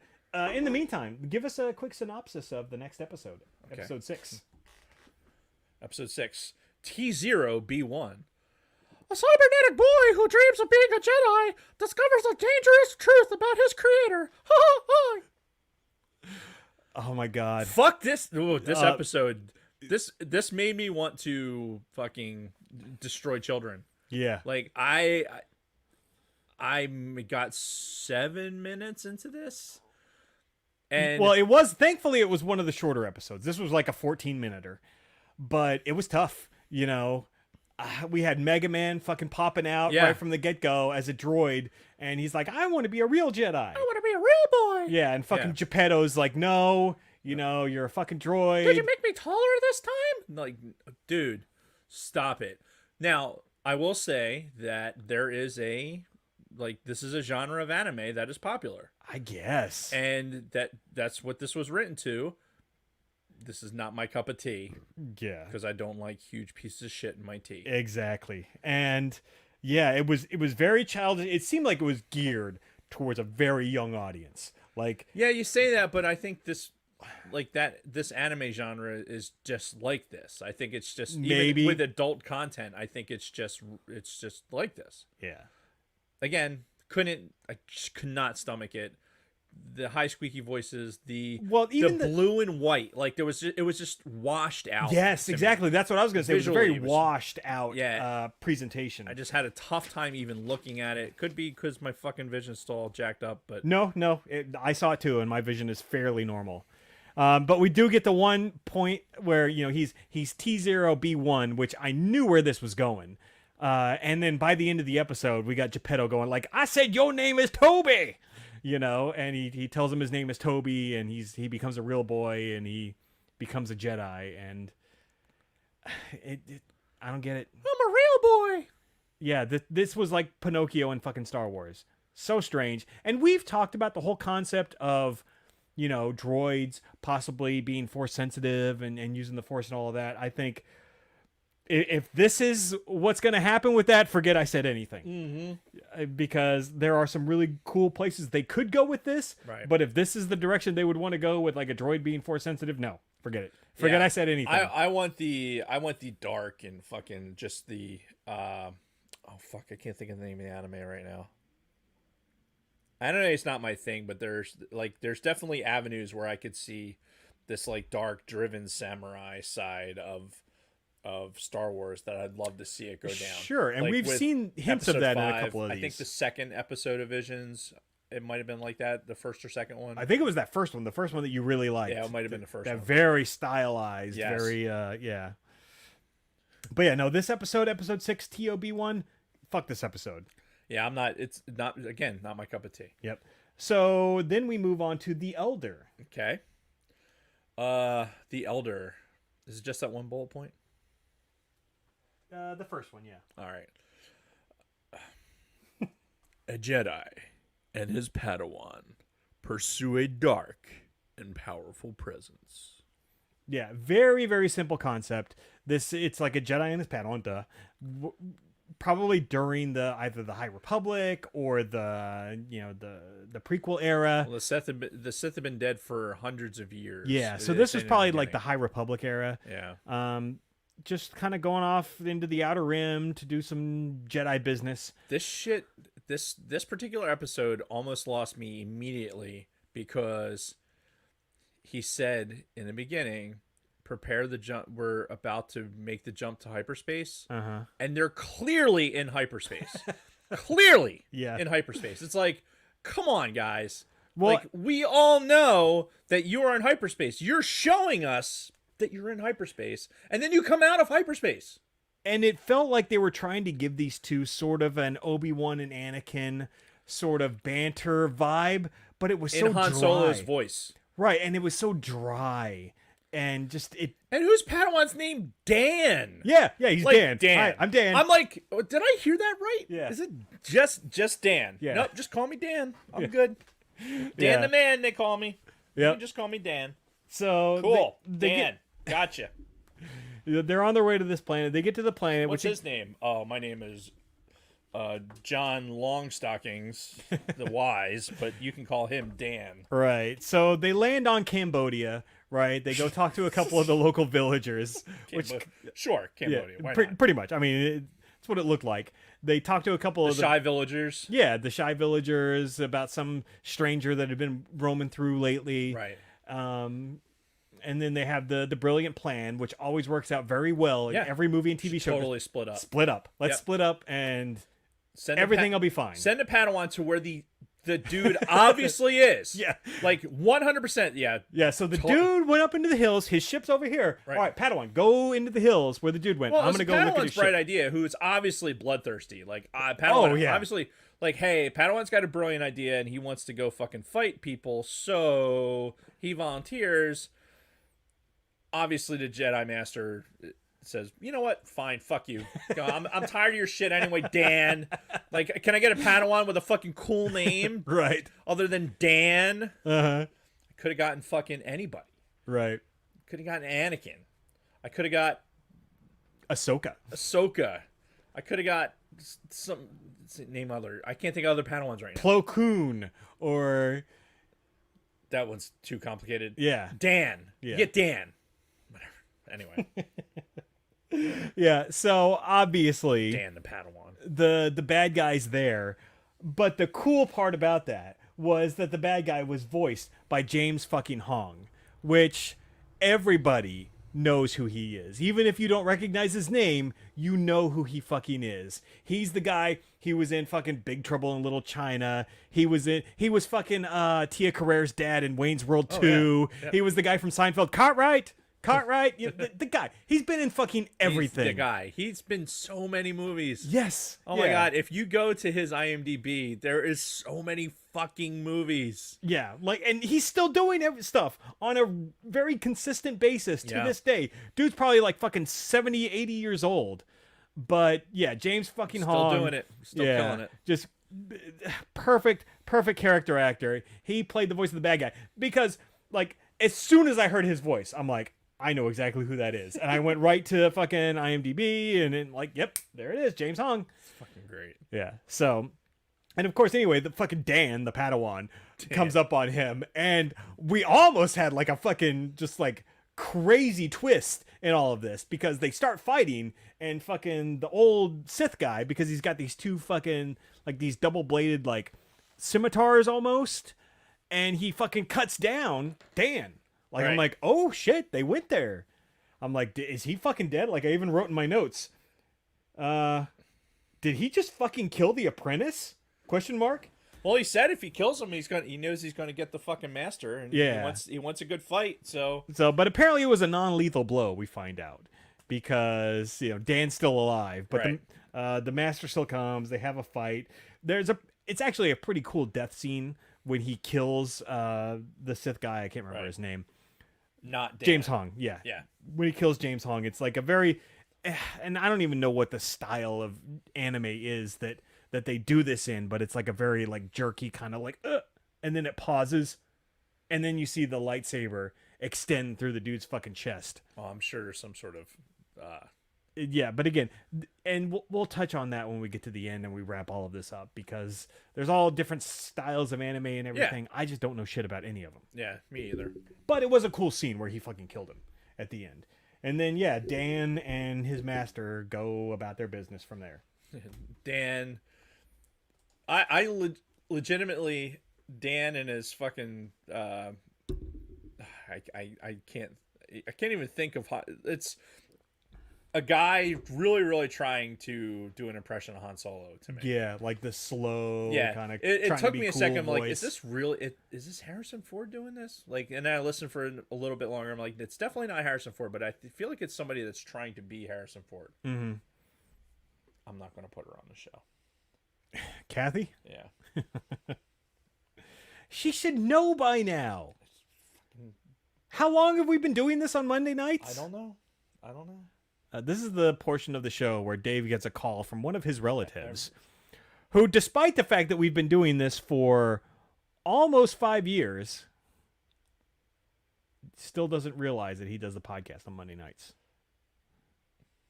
And yeah, Chantal is right. No one is Harrison Ford. We agree. But this guy certainly was trying. He was. It was an impression. Yeah. It was like doing an impression of that particular, like, cadence, that voice of the cadence. Yep. So anything else on episode 5, The Elder? No. And honestly, I didn't hate this one, even though it in wasn't the beginning, terrible. The bit with the in the beginning with the fucking hyperspace thing, I was like, I wanted to cut it right at that point. I'm like, nope, I'm not going to be able to handle it. This banter, you've already fucked it up, Royal. All right, so moving on to the next episode, Lop and Ocho. Hang on a second. Okay. Dave's got to do something. So my wife's walking down a creepy alley in town. In your town? At work, where she works. Why is she walking down a creepy alley? Well, because where she works, she can't park at her office. Like it's street parking everywhere because it's in the city. Right. So you're parking like a block and a half away, and so you end up parking like in odd places, like in alleys and shit like that. Mm-hmm. So what I'm doing is I'm texting her and I'm saying, hey, I could talk to you right now, but you'd be on the show. So what's more important? So we'll see what she says. Looks like she made it to the car. So all right, very good. Very good. I'm Episode concerned 8 for my wife's well-being. That's as important as anything. Indeed. Episode 8.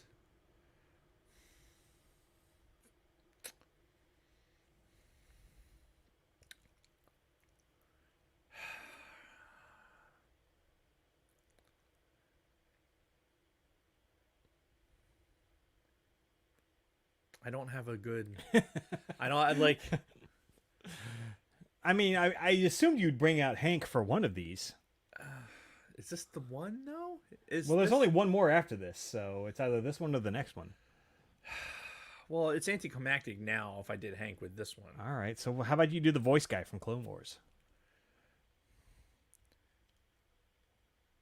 Episode 8, Lop and Ocho. A family is torn about what to do when the Empire encroaches on their planet. I don't know if we've ever heard that one before on the show. So this episode was actually my favorite of this whole bunch. And honestly, like it starts off very silly, very, very strange kind of episode, but this one really grew on me as I was watching it all the way to the end. And it's mostly about the Empire. Like this is like Imperial Age era where the Empire has rolled up on another planet and they do what imperialists do. They take over a land, they strip it of all its resources, and they do what the fuck they're gonna do because they're in charge. Empire stuff. Lots of Empire stuff. And they do it again to this planet, which there is this one person who is an unpaid laborer who happens to get away from the Empire, and it's so ridiculous looking. Like this is something out of like a Final Fantasy game. She's like a fucking bunny cat hybrid, right? In like a humanoid body, right? And she like with big floppy ears, hence the bunny. And her name is Lop. Lop, yeah.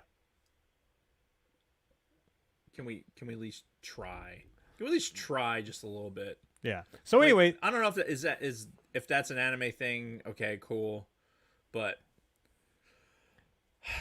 so anyway, this unpaid laborer gets away from her employers and is found by this father-daughter, who the daughter is like fucking Elmira from the Tiny Toons, where I'm gonna love her and kiss her and keep her and hug her, and she's like, "Can we keep it?"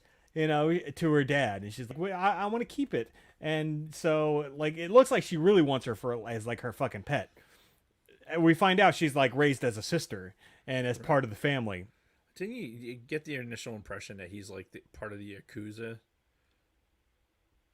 What is that? the Japanese mafia?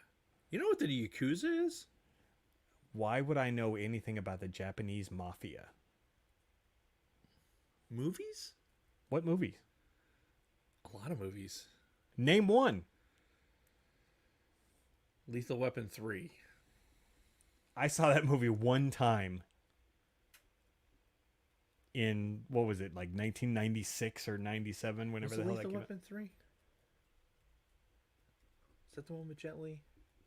The one with I thought that was Lethal Weapon 4. That was the one that came out in like, There's 4 of them, that's right. that came out in like 98 or 99. One of them had the fucking Yakuza in it. I'm not... I saw that movie one time too, Lethal Weapon 4. Funny story about that. I actually took Kristen to see that with me. This is when her and I were first dating, so this was probably like 97, 98 time frame. We're in the fucking theater, and there's this scene towards the end where Mel Gibson he's like in the water, and this like fucking big piece of like fucking concrete falls on him, and it's this slow scene where he's falling with this in the water with this piece of concrete on top of him. At that exact moment in this fucking theater, a piece of the fucking ceiling falls down and water starts dripping down Shut up. on top of somebody like 3 rows in front of us.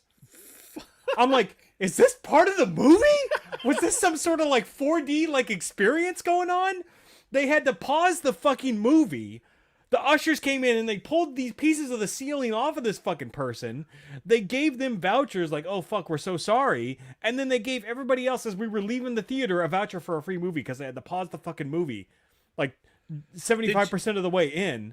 Did you finish the movie in that We theater? did. Like, after like a 20-minute pause, after they cleared out the fucking debris and they like let the people go who the fucking ceiling fell on, they restarted the movie and we finished watching it. That's fucking crazy. But yeah, it was so insane. weird. This scene, he's underwater with this piece of debris on top of him and they're falling. And this piece of the ceiling falls right on top of these people in front of us. I'm like, what the fuck is going on? So you had an original 4D experience. Yeah. And maybe that's what gave somebody the idea. They're like, oh, we got to run with this. Man, this was a great idea. Fucking get the debris off of me. Yeah. Holy shit. Yeah. So Kristen says in the chat, like she was about to say that, like, I'm making all this shit up. And then she's like, oh, but I remember that part where the ceiling was falling. Yeah, I would think you would remember that. Yeah. So anyway, La Pinocho. This episode really, really grew on me. Even though, despite the fucking weird bunny cat hybrid, it jumps to 7 years later after the girl's like, can we keep her? And now the girl's older, the Empire's still there, and now the animosity is starting with the locals and the Empire.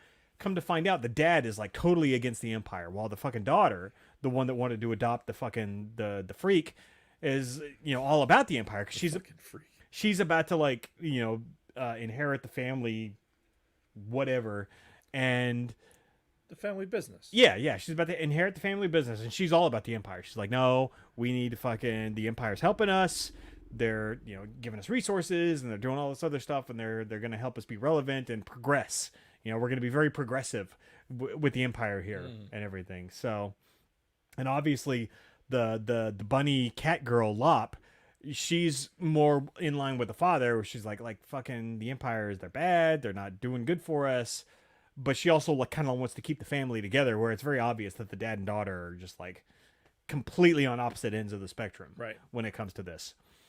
We get to a point where this is where the point that I really wanted you to see was where they come up on this Imperial officer, right? The two sisters are riding, and they come up on the Imperial officer, and he's like, oh yes, I know you, you were helping me negotiate with your father.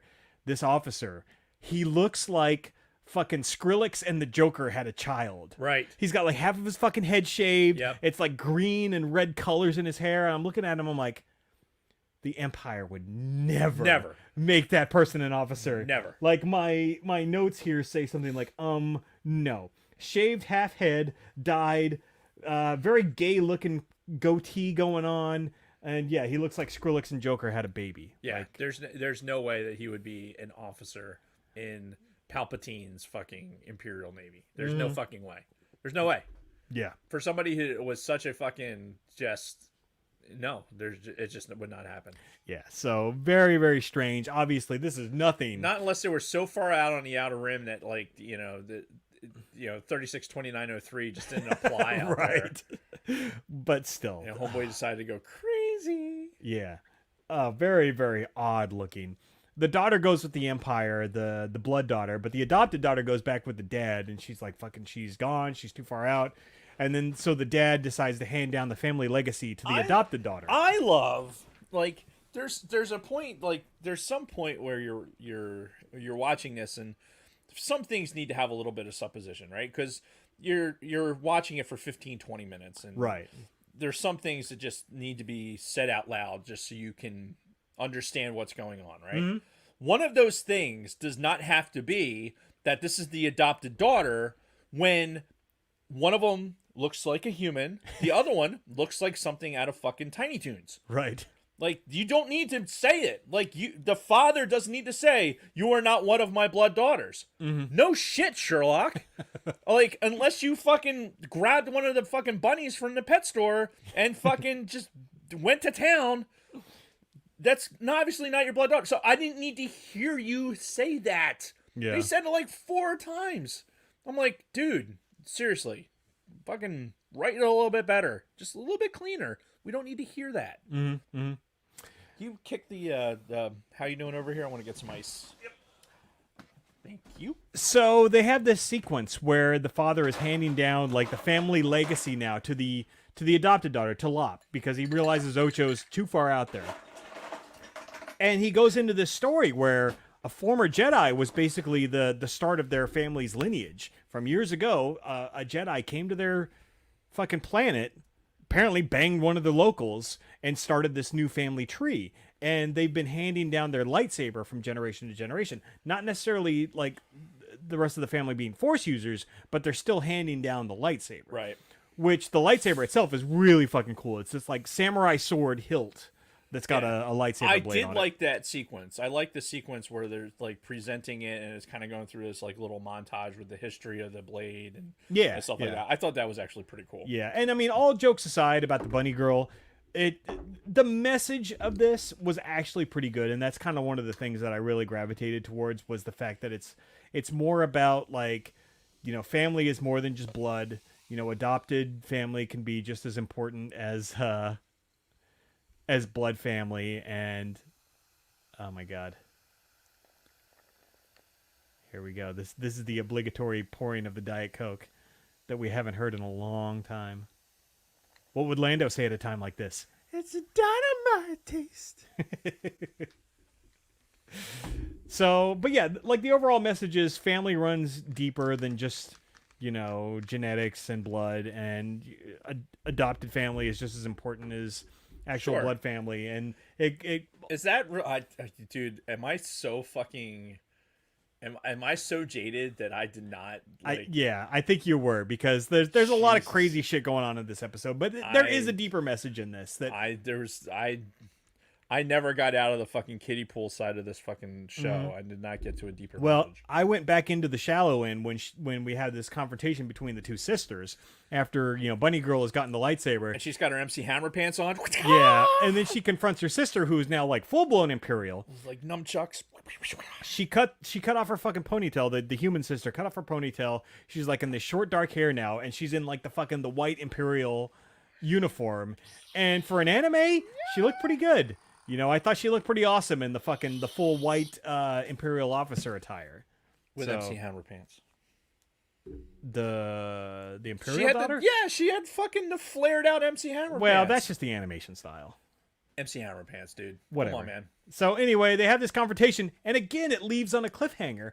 The Imperial daughter just like jets off on top of a fucking ship, while the other girl and the father are back behind, kind of recovering. So again, left open for a potential sequel, should they choose to do that. Sure. Then we move on to the last episode of this, which is I don't. A Jedi returns to his forbidden love to help defend her kingdom from a Sith-like shogun. George Takei. Oh, I'm sorry. I read too far in the note. Yeah. Yeah, this was a very unimpressive episode for me. I found it very boring. Half of the time I'm watching it going, what the fuck am I looking at? We're looking at, you know what? So you know how you knew when you saw space horses that this was going to be bad. Yeah. It was the horses. Yeah. And there were horses with like hooves for faces. Yeah. Like there was just something about it. It's just like this isn't going to go well. I don't know. Like for the finale, quote unquote, of this whole season, like this was like a fart in church, man. Like this whole episode, it was dull. I was so uninterested the whole time. The animation was dull and boring. The only parts that really like caught my interest was when fucking She-Man shows up. The fucking the evil sister of the king who got killed. Right. Like she literally looks like fucking He-Man with the fucking Prince Valiant haircut and like the big fucking burly muscles. Yeah. But apparently she's a she. She Whatever. Man. Yeah. Which was fucking weird. Yeah, and this whole episode ended and I'm just like, what the fuck did I just watch? No Portuguese secure in the chat. Yeah.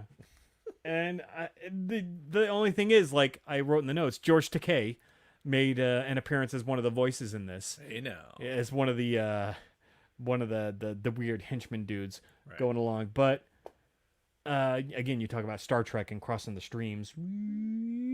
That would be touching the streams, not crossing. Either way. Yeah, I hated this episode. I hated it. Yeah, I did not enjoy this episode at all. I hated a cybernetic boy who dreams of a Jedi discovers a dangerous truth about his creator. Yeah, that one was pretty bad too. I couldn't do it. Yep. So wrapping this whole thing up with Visions, and we went into a little bit of this already when we talked about the first 4 episodes. Final thoughts, like, oh, I was supposed to type something out, or this is just your notes? These are mine. You can add on. I don't need to at this point because we're here. Exactly. We're about to say these things. All right. So let's start off with Jason's good points of Star Wars Visions, like as a whole. These 9 episodes. I do think that it feels like Star Wars. Most of these, aside from fucking Mega Man and Geppetto episode, I think most of these episodes feel like Star Wars because, as we know, George used samurai movies and like Asian culture as a huge inspiration for when he was creating the original trilogy. Absolutely. So we know that was there, and it was very easy to translate Star Wars into these types of animation styles. Even though it's different animations, all kinds of shit going on, it still felt like Star Wars, which was good. I really liked some of the unique looking animations. We talked about the first go around, that very first episode, that very super like hand drawn stylized art versus like some of the fucking video. Yeah. Style. Yeah, exactly. And then we get to some of the more like Voltron-y stuff like we saw in this one. All of it is good in its own way for the most part. Again, aside from the Mega Man episode with the just like the washed out colors, it's like shades of white and light green, and that's it. Really, really cool, unique animation styles. I thought the Lop and Ocho episode was good as a whole. I know some of it was a little silly and hard to get around, but I think if you watch it and kind of take it in as a whole, it was a good episode overall. Some fucking hidden meaning or whatever. Whatever the fuck. And the episode lengths. I think the fact that all of these episodes were, again, anywhere from 13 to 20 minutes each made them a lot easier to digest as opposed to an hour. Like, if any of these episodes were an hour, I probably would be out. Like, I'd watch one episode, I'd be like, I can't do this. I can't do this again. Sorry. Dave found some packing plastic. Sorry, I couldn't resist. Yeah. I don't know how I didn't do that before. Mm-hmm. It's been right there for like months. Yeah. So for you, anything else that you liked that was good about Star Wars Visions? I agree with you. I think that there was a couple episodes that I like the feel of it. I think the incorporation of the music overtones, and not just The music like was good, yeah. the deliberate. There was some deliberate John Williams kind of orchestral, and even with some more Eastern Yes. stylized, Well, but still with that Star Wars feel to it. Yeah, you know like what I that that last episode, Akikiri. It starts off with a lot of like bongos, like a lot of fast-paced like bongo drums kind of thing. But it fit the flow of the episode, even though the episode was garbage overall. But yeah, it was a very different style of music than we're used to in Star Wars, but it wasn't bad. Yeah, me personally, I kind of alluded to it. This is obviously catering to a particular audience, right? This is, I think, was Star Wars reaching out to, okay, there's a genre that we aren't necessarily getting to with anime, and let's get a bunch of creators and give them free reign to do whatever they want with Star Wars. Like, we're not going to tell you what you have to do. We're not going to bind you by canon, Right? And we're going to give you what can you create within the Star Wars universe. And maybe from that point, they can say, okay, we like this style. Maybe here's a storyline. Develop something from that. Like in actual canon. Because I don't think this from what we have now, I don't think the seeds for anything are there. I don't think we'll see continuations of much. I think what we'll get is if there's a Visions 2, it's more of because we were already working on it. Right. Or because like one of these or more of these episodes were so popular, the download numbers are like way up maybe on these. And that would be great. And I applaud that. I just don't think it's sustainable. I think to try and the more non-canon stuff you decide to do, it's kind of like, to me it's kind of the Old Republic scenario now, where at some point Star Wars is going to have to reckon with the fact that they're maintaining this non-canon platform. Mm-hmm. Like, at some point you're going to have to make this thing merge with the canon, or cut it off. Yeah, exactly. And that's like my biggest like bad note about Visions is the fact that these things aren't canon really makes me give a shit so much less. Yeah. Because why should I care about any of these 9 stories when I know that none of them are canon? Yeah. So what difference does it make? It's fun to think that if something does develop out of this, that we're kind of got to see it in its infancy. Mm-hmm. You know? Right. But at the same time, it's I agree. I don't really care about these stories because they're not going to turn into anything. Mm-hmm. Because if it does turn into something that's non-canon, then I'm going to point at this pile, the Sacred Jedi text. The Sacred Texts! And I'm going to be like, why the fuck did you burn this pile of fucking amazing literature when you're going to go ahead and greenlight some fucking other non-canon storylines? Yeah. Like, fuck you and the fucking space horse you rode in on. Yeah, like, quite frankly, if they're going to be doing animation for non-canon stories, they need to be taking all these fucking books and making fucking animated movies based on all of the fucking Legends material. Which they won't. They won't do it. Well, and that's fucking Disney. They don't want to produce anything that wasn't theirs. Yeah. Which is why they've been so quick to try to force feed us the sequel trilogy and bury as much of the original trilogy as they can, but it's not working. Yeah. So the other thing, and you already kind of mentioned this, was that I had as far as a negative goes, no real knowledge of any of these animation studios. At the beginning of each of these episodes, it's like, this episode presented by JG Studios. And I'm just like, I don't know who that is. Every single one of these 9 studios that produce these episodes couldn't tell you who they were, what they've done, but anything. Anime people may know these Anime names. people will. Yeah. But a majority of Star Wars fans, I guarantee you, don't fucking know who any of these people are. And that's okay, because I think they weren't going for Star Wars fans. I think what they were going for was they were going for anime. They were going for those Star Wars fans they were going for anime fans that dabbled in Star Wars and like, how do we hook them? Right. The ones that aren't watching Clone Wars because they're not necessarily into Star Wars, but they're into anime.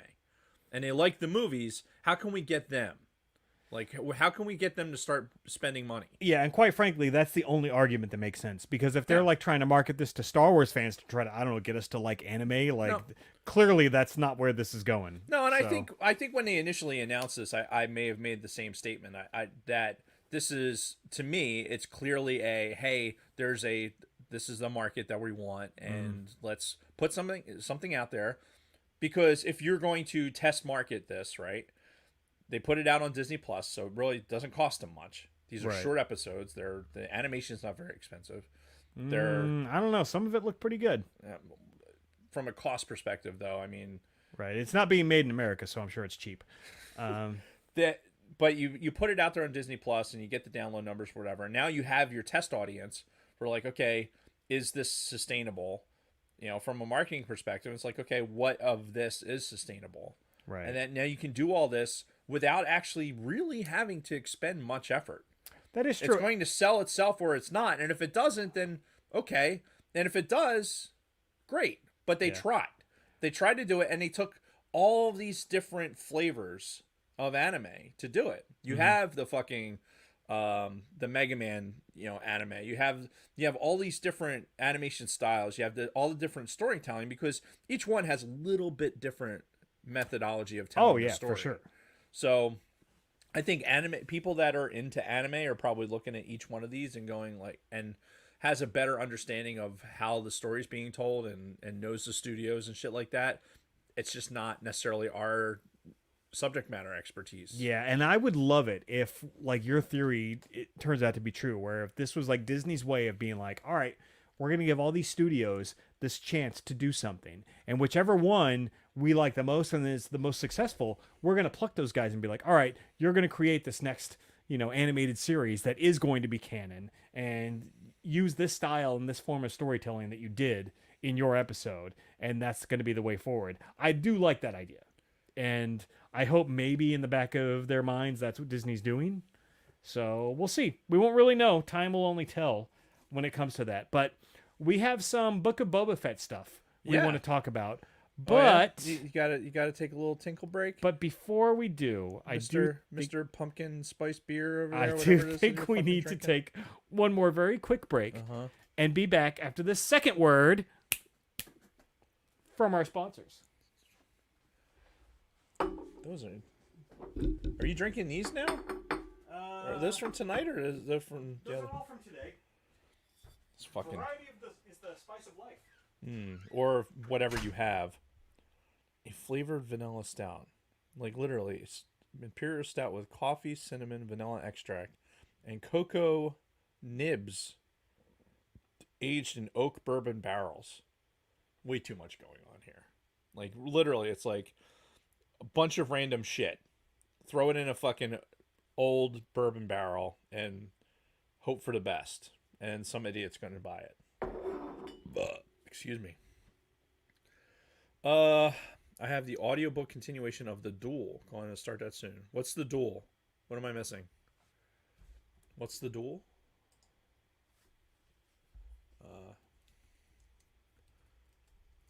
Talk to me, Goose. What's The Duel?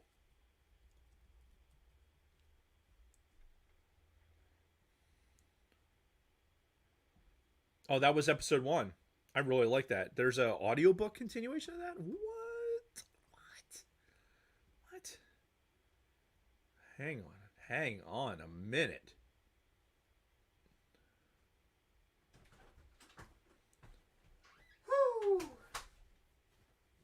Huh. So Dragon Buddy was saying he has an audiobook continuation of The Duel.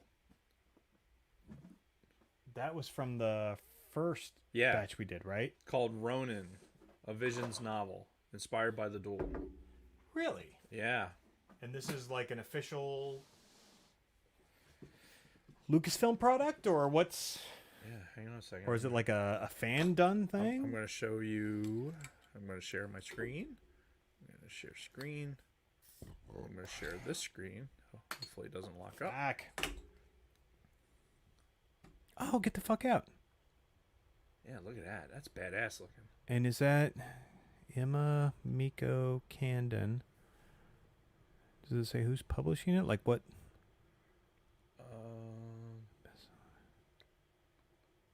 Del Rey. Del Rey. Del Rey. Okay, so yeah, it's an official licensed product. I'll be damned. Yeah, this is going to have to go on the list. Well, and see, the interesting thing about that is that just shows, I don't know, a lack of promotion on Lucasfilm's part. Like, why are we just now hearing about this? Well, I mean, it's us, right? Like Well, I mean, I'm still plugged into like the Star Wars news pipeline. Facts, and I follow Del Rey and Star Wars novels and stuff like that. And this may have come across, and I mean, it came out in fucking October, and I've heard nothing about it until just this minute. Just this minute. No, I mean, that just seems like, I don't know, poor marketing on their fucking part. Well, it does look awesome, and I'm going to buy it just for the simple fact that the cover looks fucking cool. Oh yeah, I'll buy the hardcover just because that looks cool, and well, if it's fucking good, then that, it's good. That was the first episode, right? That like hand drawn looking episode that you liked. Yeah, it's based on that episode, inspired by the duel. Son of a bitch. So But again, not canon though. So how much of your time do you really want to contribute to something like this? I have the third Thrawn book to read still too. Yeah. So, and I have Colin Powell's book to fucking finish. I've got a lot. Yeah. And instead of doing all that, I reread the fucking Bobaverse books. Apparently, they're good. They are fucking good, dude. They're really good. Yep. I enjoyed the shit out of those books. Well, whenever you're ready to get back to it, give us a countdown. Unless you need to pee. Jesus Christ, man. All right. Ready? Yes.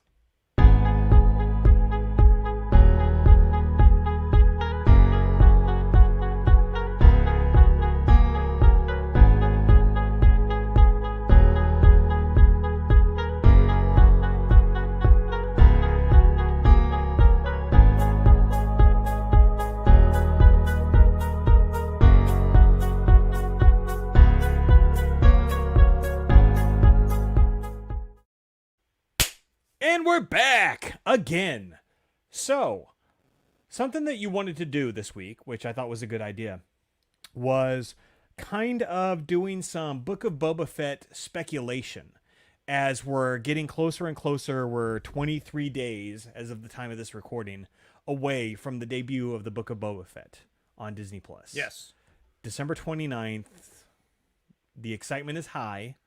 And you kind of wanted to get into some discussion, speculation, whatever, about how we feel like this season of Book of Boba Fett's going to go. Yeah. And I think the first thing that we need to know, and I think we have some Jamies in the chat who can look this up for us, but do we know how many episodes this season is going to be? Is it going to be 6, 8? Mando has been 8 episodes per season. So I would expect it to kind of follow that same formula.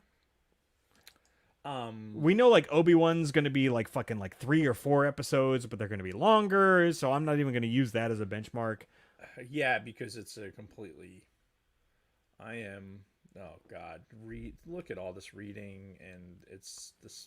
All right. Sweet Studios is telling us 7 episodes. Okay. And I would imagine they're going to be like Mando, where they're going to be anywhere from 40 minutes to an hour each.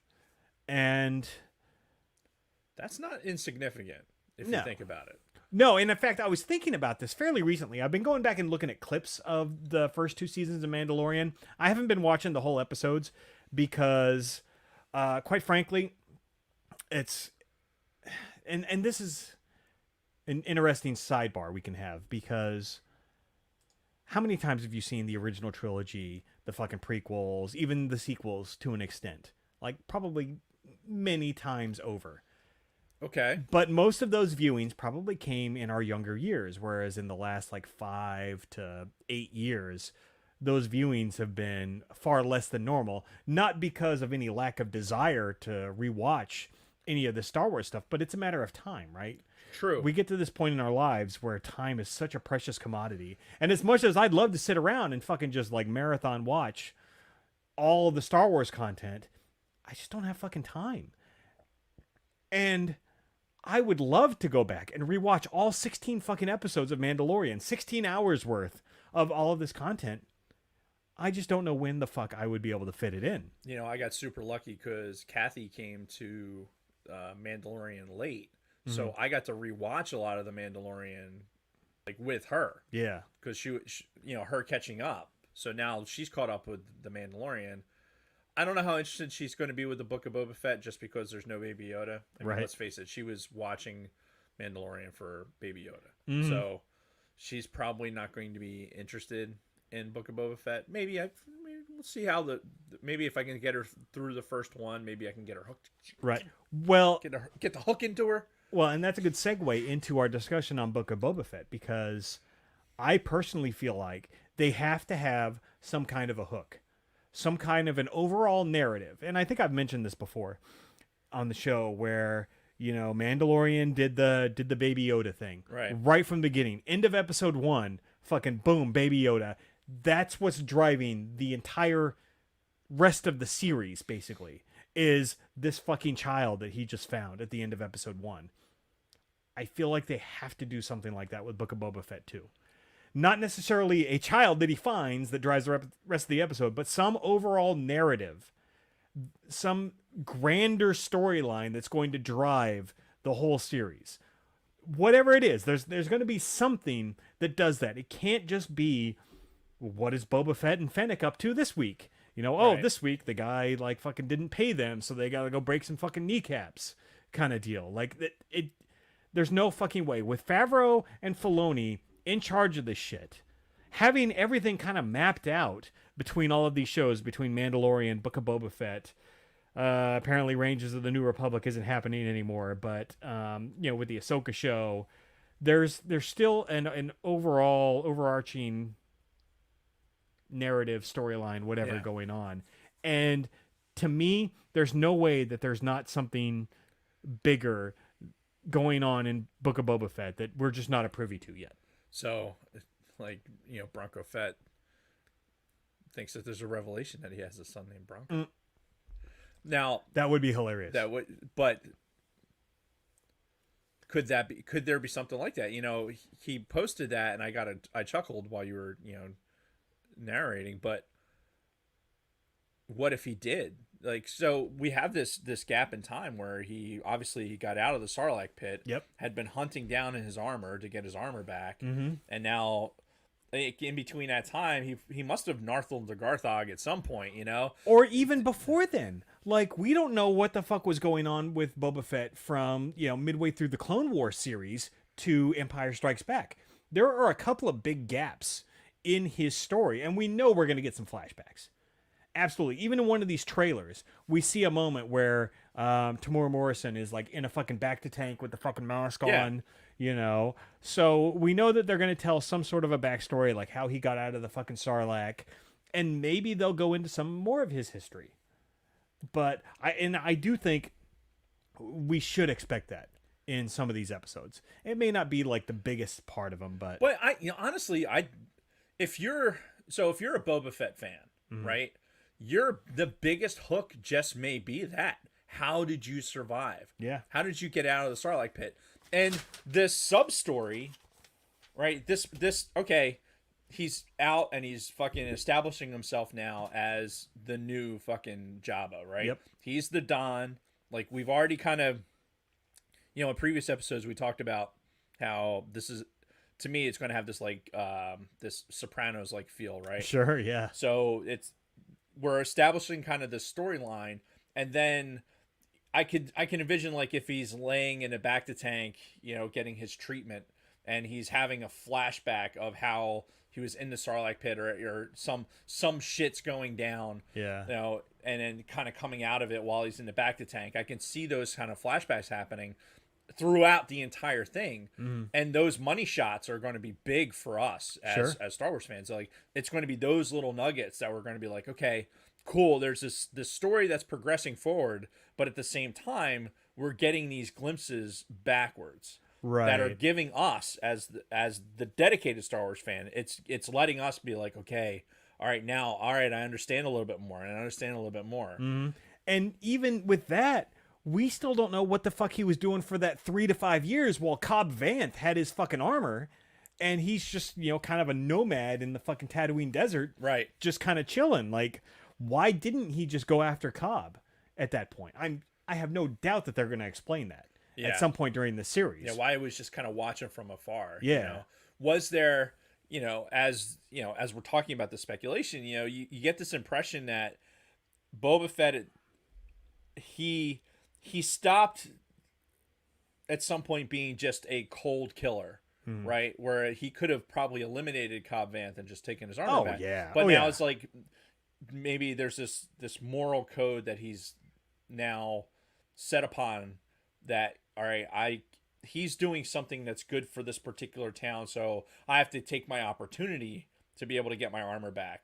So I have to watch for that opportunity and just wait it out. That's not a bad, thought either. Like that could lead to something deeper within him. Like, okay, I could just roll up and fuck this dude up. Yeah. Take my fucking armor and get the fuck out of here. Slave one and fucking go. But, these people kind of need this guy. They're dependent on him. He's doing good things. Let's chill and see how this plays out. Yeah. It's when we say 7 episodes is what they're talking. That's what somebody in the chat said. Yeah, but again, it was confirmed. It was confirmed by a couple other people in the chat too. Okay. That it was going to be 7, and it's going to be hard. I think that's probably just enough. We're probably going to want a little bit more of that. Oh, I'm sure by the end we're going to be like, no, it's over. I hope. I mean, it's one of those things. This is a beloved character. Yeah. We don't want to see it fail. No. Especially with this character, especially the way it's been built up. The way they build it in The Mandalorian. And especially in this subsection of Star Wars that they're calling like the Filoniverse, right? Where it's Mando, Book of Boba Fett, Ahsoka. It's now like its own subsection of Star Wars canon, and how it's all kind of tying in together, and we fucking love this so far, and we don't want to see it fail. We don't want to see it fall short, and we want it to be as glorious as it is in our dreams. Yeah. No, I think we're getting a lot of fan service right from the jump. Right. And that's what Filoni is fucking good for. Yeah. He knows. He was George's apprentice for a fucking decade. Yep. Right? He was the Darth Maul to his Darth Sidious for a long time. Kind of pivoting away from that for a second, we're going to come back to Dave Filoni because I watched that Under the Helmet special. I haven't seen that yet. Today. I really need to watch it. You do, because it was actually really good, and I had a couple things I wanted to touch on before we finish up. But, pivoting away from that, you talk about things that we want to see in this. To me, something that I really want to see from the Boba Fett character is how he reconciles with a world where his face and his voice was on millions of other beings throughout the galaxy, with all of the clones out there that are basically his dad, right? There's a million copies of his fucking dad out there with the same voice and everything, and eventually what he will be. And like, how does he live in that world knowing that all these fucking clones are out there, even though during, most of his adult days, 99.9% of those are probably all fucking dead at that point. Like, I want to see how Boba Fett lives in a world knowing that there's 1 million plus clones of him out there. It's an interesting point. Yeah. And will he come in contact with any of the remaining living clones? Well, this is where like your want for Omega to show up. Yes, Omega. And have some answers for that, right? I mean, me personally, I really feel like initially, if at all, I don't know that they're going to address it. It's such a big thing, right? It's like, how do you come to terms with that in 1 or 2 episodes? Oh, I You don't think don't. you can. That's something that you have to come to terms to over a lifetime. Yeah, But they can't not address it at some point in this series. really, you don't think so?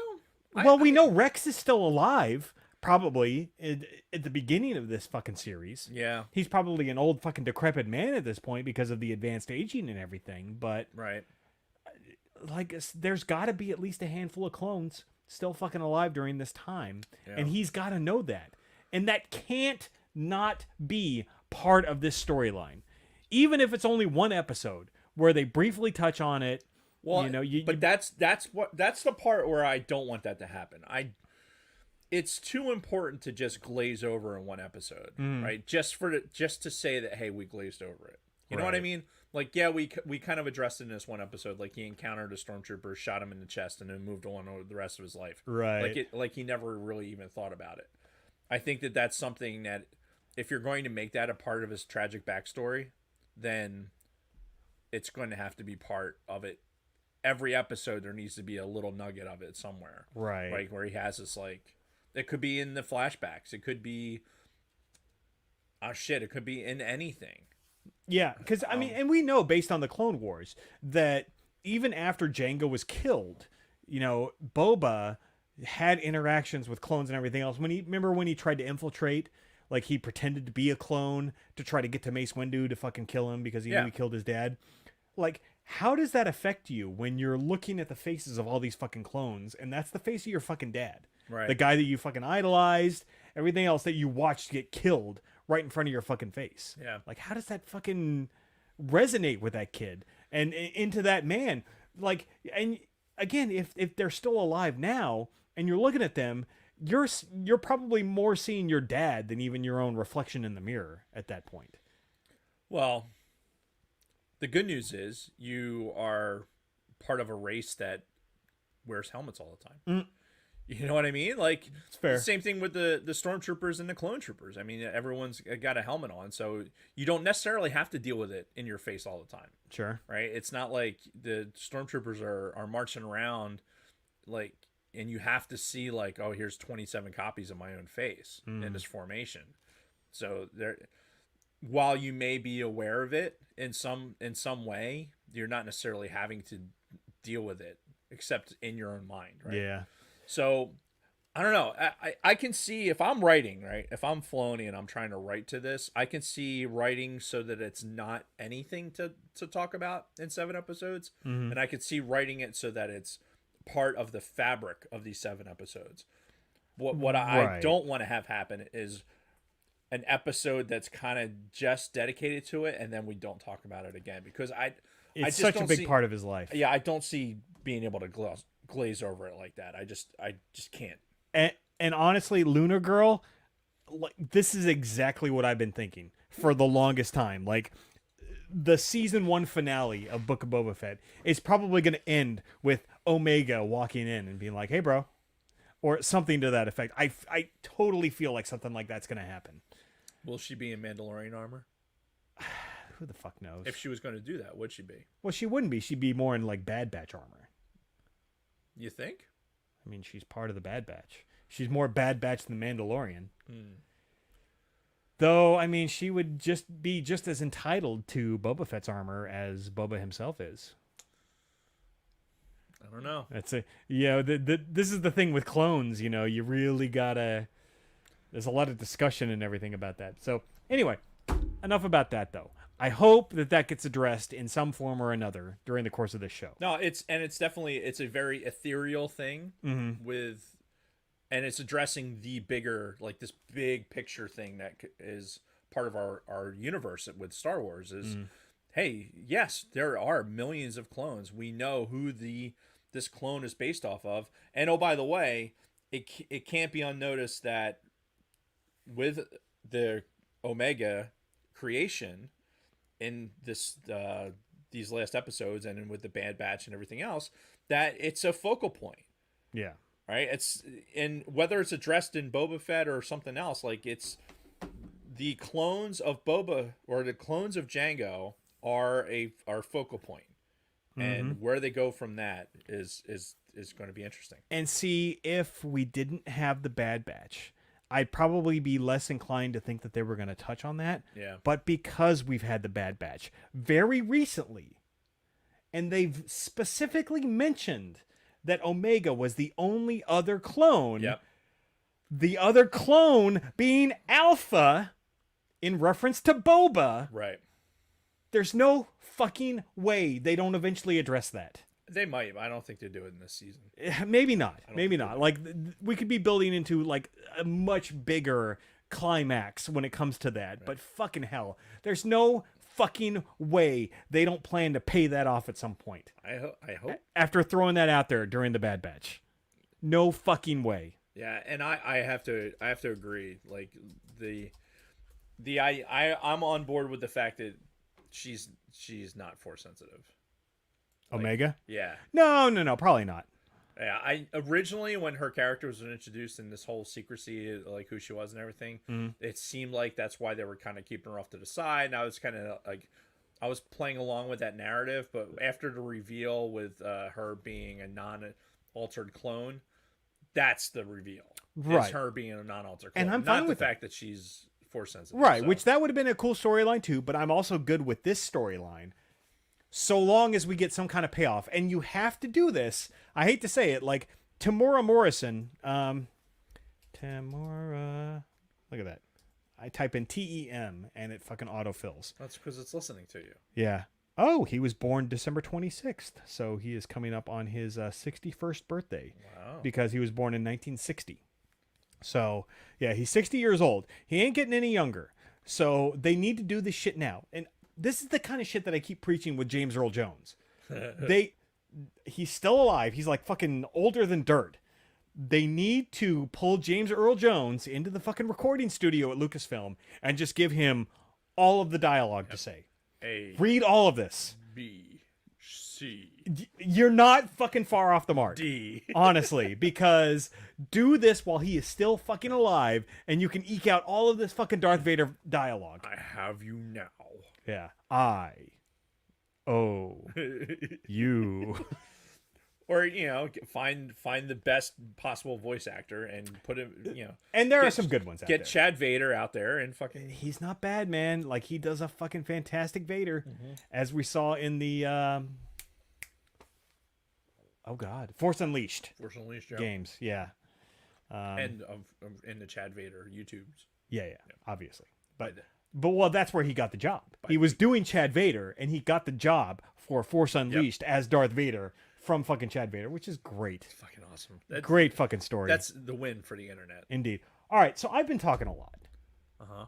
What about you and your thoughts on Book of Boba Fett and what you want to see, what you think we'll see, everything else? Because, yeah, I've been babbling on quite a bit. You obviously took notes and have a lot to say about it. I mean, me personally, I think it's going to be fairly simple. I think it's going to be a Soprano-style type, not mafia hitting type thing, but it's going to have settings where, here's your bar setting, here's me taking over this particular arena, here's how I'm going to make money, here's like it's just going to be this kind of it's going to be a mob show. Yeah. But it's going to have this overtone of not revenge. Like, I don't think he's looking for revenge. Well, he got his revenge when he fucking popped a cap in Bib Fortuna's ass. Right. Well, yeah. But I think what he's looking for is, okay, I think there's still a goal here. I think what we're looking at with Book of Boba Fett is like, all right, I need to establish something. I need to establish this baseline to move on to my next thing. Mm-hmm. Because in my brain, like with somebody like Boba Fett, I still think like big, like in Legends material where you're talking about,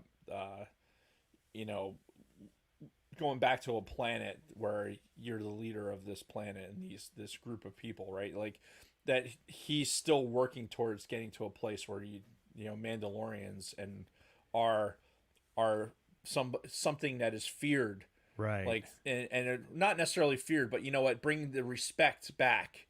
Like, okay, he says it in the trailers, like I'm going to rule by respect, and let's show the armor. Like what's now. that people feared the armor because he was a bounty hunter, but at the same time, Well, but it was Mandalorian armor. right. So there's this like level of respect for like, okay, this is Beskar, this is a Mandalorian. So there's this like level of respect associated with that, and you're a little bit afraid because they're all right. Well, this Mandalorians are traditionally known as fucking vicious fighters and very skilled. Yeah, And, they're going to be able to handle themselves, and if they are after something, they're generally going to get it. So I think that's what it's going to be building towards. You're going to be building towards this. What does Boba Fett? What's his next goal? And so he's going to go and start building this little empire, air quote, and saying, okay, I need this thing. I need to build this foundation. I'm going to take these areas. I'm going to eliminate these enemies, right? And on the outside, it's going to look like I'm just trying to run Jabba's business, but in real time, I'm going to be working towards this end. And while he's doing this in these 7 episodes, we're going to get the fan service of flashbacks towards how he escaped the Sarlacc pit. What was he doing? Like, who did he encounter? And was he following fucking like Luke Skywalker at some point? Was he like, you can do these things and have him. You can have him in Slave One, fucking following X-wings and doing shit like that. That is enough to fucking make us just go, fuck, look at that, it was fucking great. Just in that flashback sequence, and it would give us these little nuggets of like, okay, this is what he was doing in the meantime, because we know he has Slave One. Yep. Or whatever it's called now. Slave One. It's still Slave One. Despite whatever's on the fucking Lego box, it's still Slave One. But we know he never lost. Well, we know he still has his ship now. We don't know what status it was in between. Well, and we opened that bounty hunter crate that you brought in here years ago on the All Things Star Wars podcast. And in that was an insert how the fucking Republic found Slave One in orbit over Tatooine. So there's a whole story behind that too. Yeah. About like how the fuck he got that out of impound basically. Yeah. So it's I love what's going on in the chat right now with the hashtags. It's fucking great. Oh yeah, it's fucking hilarious. And again, if you're not subscribed to our YouTube, you're really missing out. Yeah. The chat's where it's at. Yeah, youtube.com/c/the Sidebar Cantina. Yep. Hashtagging. Hashtag.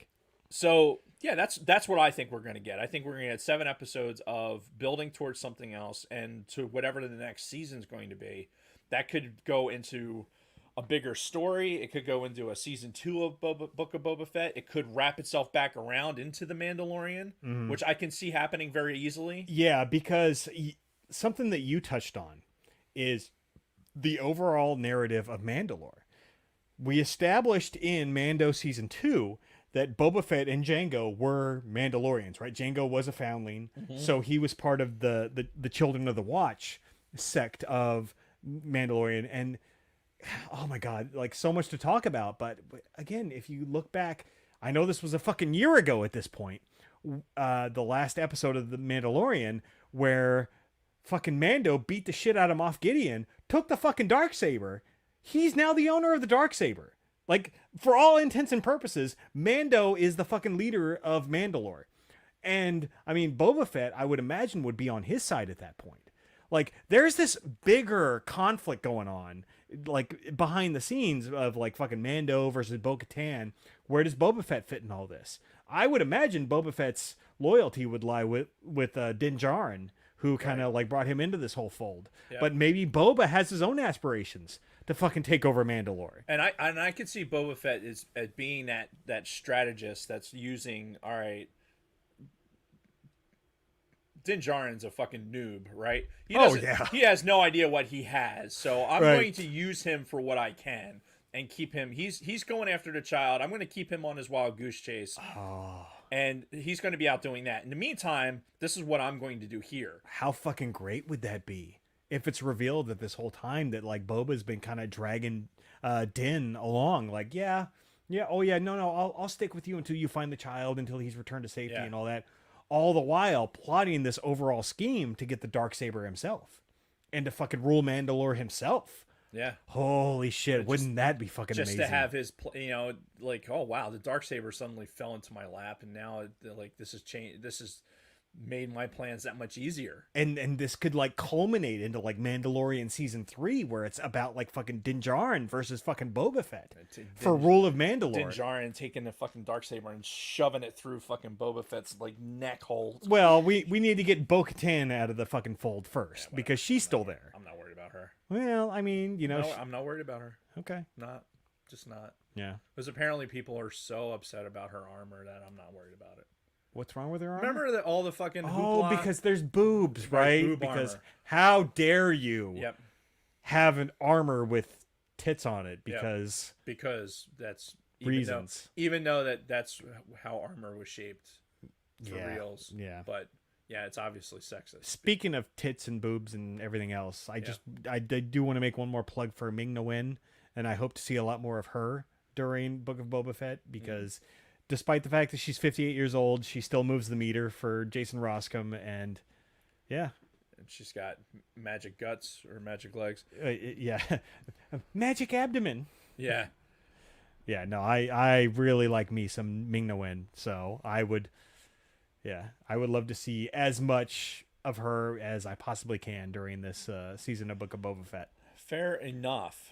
But yeah, so that's my whole thing with Book of Boba Fett. Overall, I'm really looking forward to it. Oh yeah, the excitement's like really it's high at this point. It's going to be fun to have something to look forward to for new Star Wars. Well, I mean, and it's always fucking fun to look forward to new Star Wars, right? I mean, it just is. And this is the other thing that I wanted to bring up. I watched that Under the Helmet special on Disney Plus today, which goes into the whole history of Boba Fett, which, by the way, they used high definition footage from the Star Wars Holiday Special in this fucking documentary. Because they mention how Boba Fett first made his appearance, and there was a very quick shot of fucking Lumpy, like pulling up the fucking cartoon and everything. So Lucasfilm has like the fucking original negatives of the Star Wars Holiday Special somewhere. And they've shown now that they're willing to at least show a little bit of that. How do you know they didn't get it off of YouTube like the rest of us jamokes? It looked really good. It looked really good. So pull up the special. But anyway, I digress. That's a whole other topic. I want to sit down and be able to watch it. Like I've already like today I've been on the screens too much today, so yeah, it's gonna be a couple days and I'll fucking put it on my big television. I implore you and anybody else listening, if you have not watched Under the Helmet yet, the story of Boba Fett on Disney Plus, do it. It's 22 minutes. It's not that long, and it's awesome. And it mostly goes behind the cult following that Boba Fett had after the original trilogy. It talks about the 3 or 4 guys that actually wore the Boba Fett costume, how it came about, the whole origins behind that. But it was really, really good. So, and that's the thing that I wanted to emphasize as we kind of close up this whole talking about Boba Fett is they know. Kathleen Kennedy knows. Dave Filoni knows how big Boba Fett is in the hardcore Star Wars fandom. They say it in this special. They're like, we understand, like, he had such a huge cult following, and now we're super excited to get this series out there based strictly on this character that had, and they counted it in the special. They're like, he had 5 lines of dialogue in 13 minutes of screen time between the original trilogy. They added that up, and they brought that up in this special. So they know.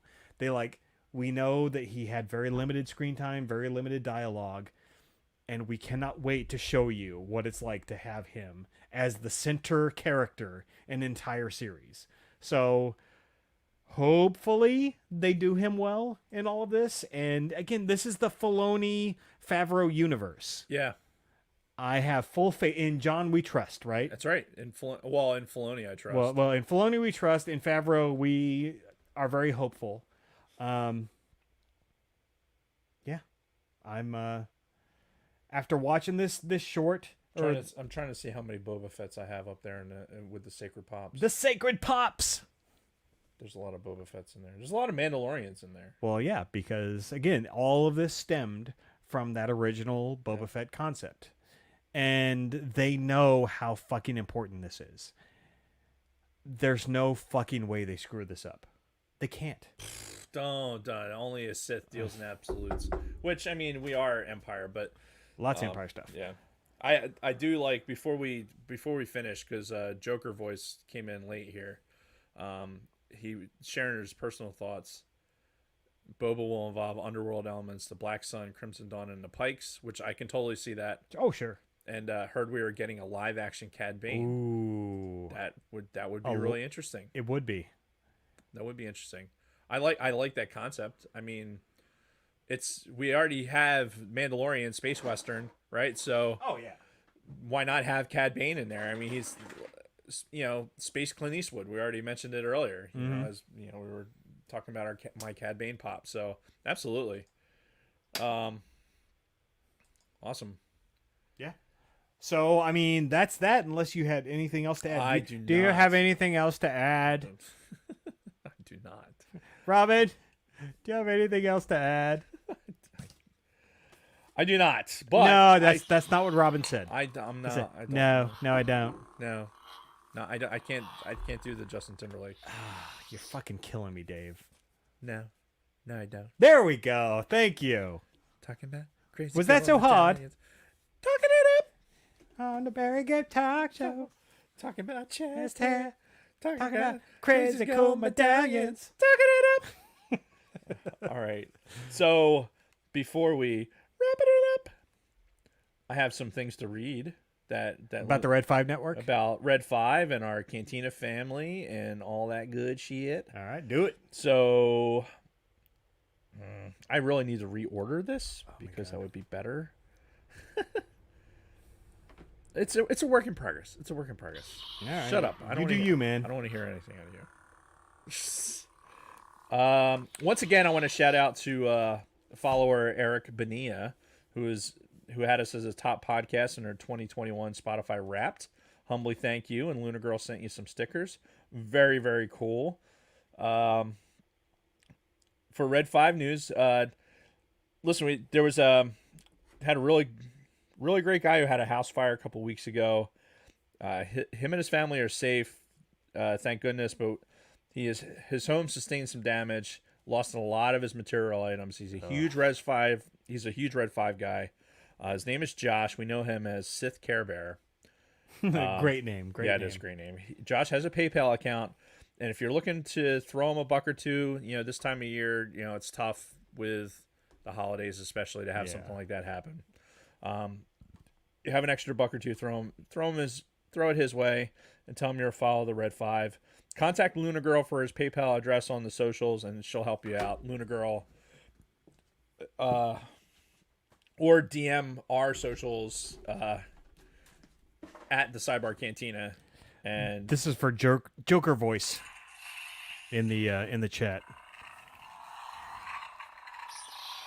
so we had a conversation earlier, Joker voice, and you missed it, but the baby killer is the appropriate blue lightsaber,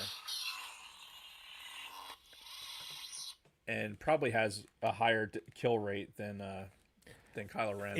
Yeah. Anyway,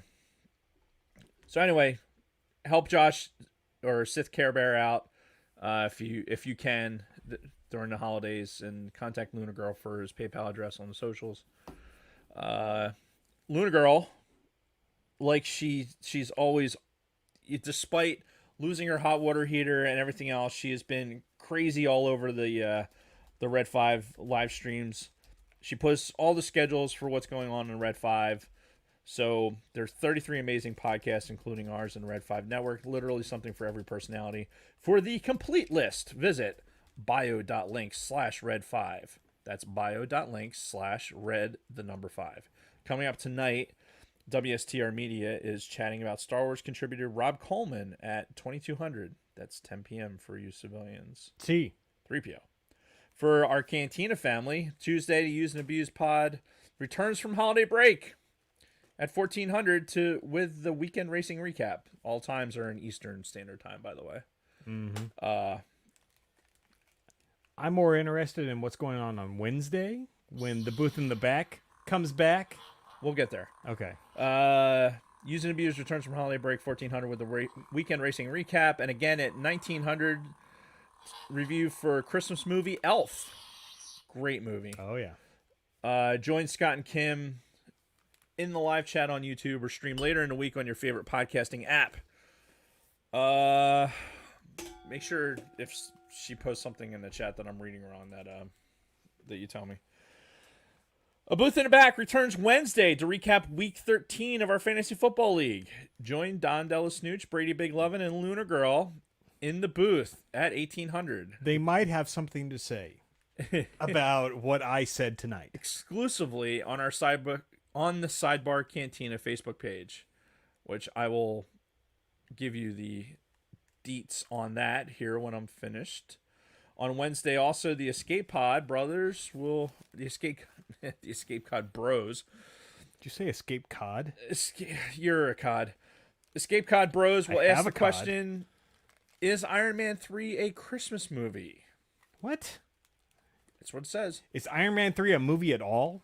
Honestly? Is Iron Man 3 a Christmas movie? Join Don Del Snooch. Well, you'll have to tune in and find out. Join Don Del Snooch, Brady Big Lovin', and Dragon Buddy, who is newly added to the Escape Pod lineup. My man. As a part-time I love you, co-host. DB. You're my boy. Join him in the live chat at ATSW The Escape Pod on YouTube, or listen later in the week on your favorite podcasting or favorite streaming app.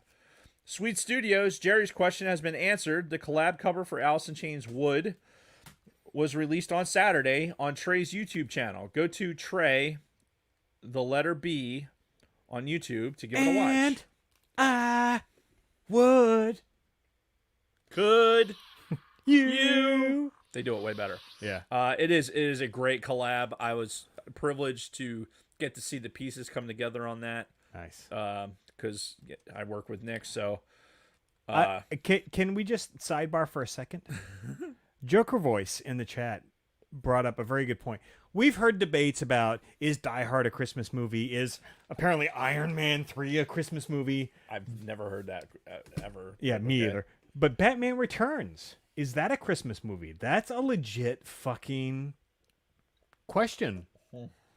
I mean, it takes place over the Christmas season. There's like the whole scene where they light the Gotham fucking Christmas tree, much like the fucking Rockefeller Center tree and all that. That's a good question. Maybe for another show, but It is an interesting question. yeah, it's One for another time. indeed. In the meantime, go to Sweet Studios, or start for this answering. Bleh, fuck you for distracting me. Sweet Studios, Jerry's I think it's question what has I been do. answered. The collab cover for Alice in Chains Wood was released on Saturday on Trey's YouTube channel. Go to Trey B, that's Trey Trey, the letter B, on YouTube and give it a watch, give it a like. Subscribe to his channel. Lots of good collabs on there. Good drum stuff. While you're there, subscribe to both Trey B and Sweet Studios. Give Sweet a follow on Instagram and join his new Discord server for his latest nutty updates. Already done. The Orange and Fett Show chatted about Home Alone movies on episode 8 this past week. Subscribe to them on Spotify and check it out. And for us, you can find us on Twitter at Sidebar Cantina. On Twitch, we're the Sidebar Cantina. For Facebook, search for the private Facebook group, the Sidebar Cantina, Yep. because that's where all the action's at. There's And that's where everybody but me can post. yes, and it's brilliant because post whatever you want because Jason cannot fucking respond. At least not for the next like 4 or 5 days. He's gonna have this purge of all this stuff going through people's posts. And he's know gonna the- immediately go back into jail. You know the meme where it's like the guy that's like got the fucking vein, like he's in the classroom and he's like gripping the desk and he's like the red face in the vein. That's me trying to respond to anything in our fucking private Facebook group because I can't for another 3 to 5 days. Perfect. So keep doing that for the next 3 or 4 days at our private Facebook group. Instagram, we are at the Sidebar Cantina. Please, please, please go to Instagram. Go Yeah, to that's our main. Yep, that's That's social where, media. That's where all the action's happening. Lunar Girl is amazing, and she's at the wheel for our Instagram stuff. Give that a follow. And for Discord, look for the Sidebar Cantina server. Merch, we're on Linktree. We're on TeePublic. Yes, but our link tree has a link to our TeePublic site. Right. So it says click the Linktree. Reading is fundamental, Dave. My vision is fucked right now. So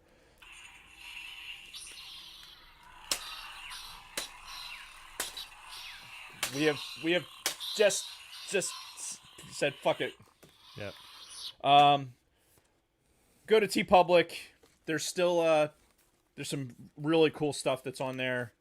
Thank you to Wally Frogmore who's contributed. I have a Wally Frogmore design that needs to get up on the site.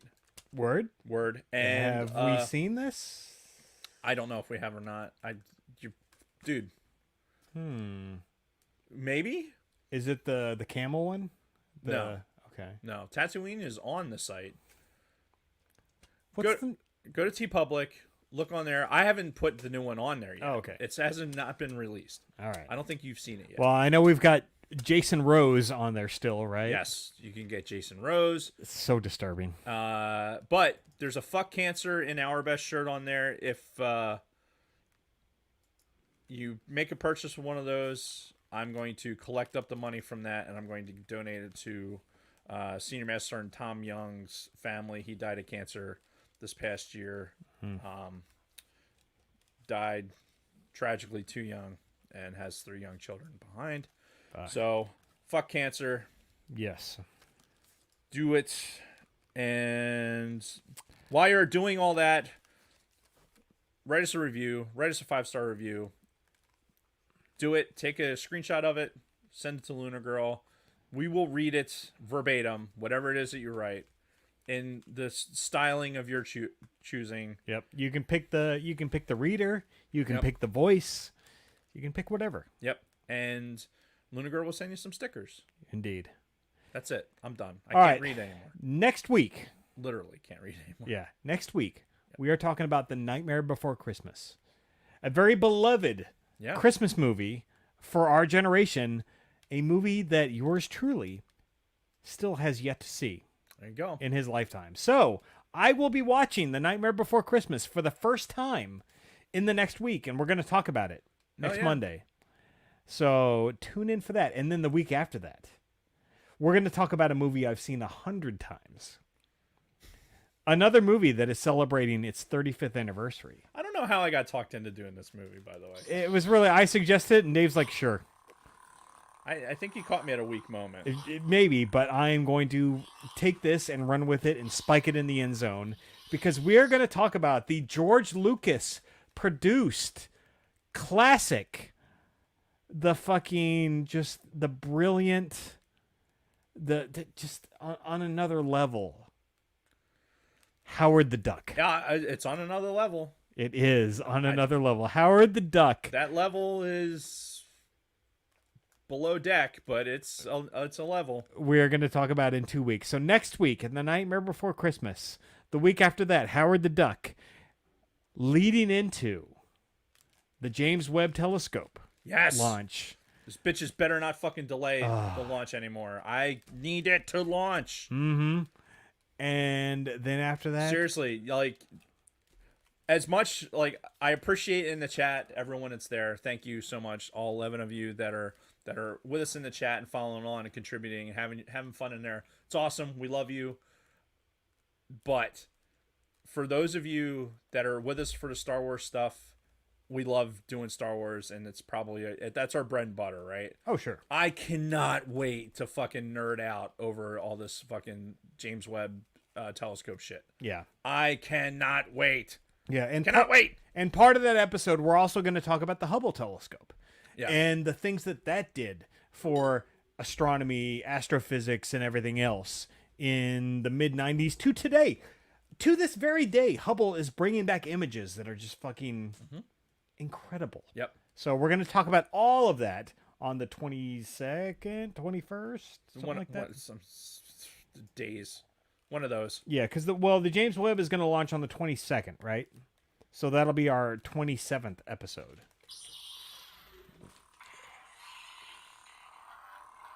Someone just came into the studio and dropped what appears to be brownies. So you can stick around. We're almost done. And that's what we're talking about over the next 2 weeks. There's going to be brownies. Maybe I'll put it in her brownie. It's more than I needed to know, but whatever. All right. Anything else, Dave? No. All right. After well, that, absolutely not. Thank you, Dave. Thank you to everybody who's still with us in the chat. Stick around for our post show.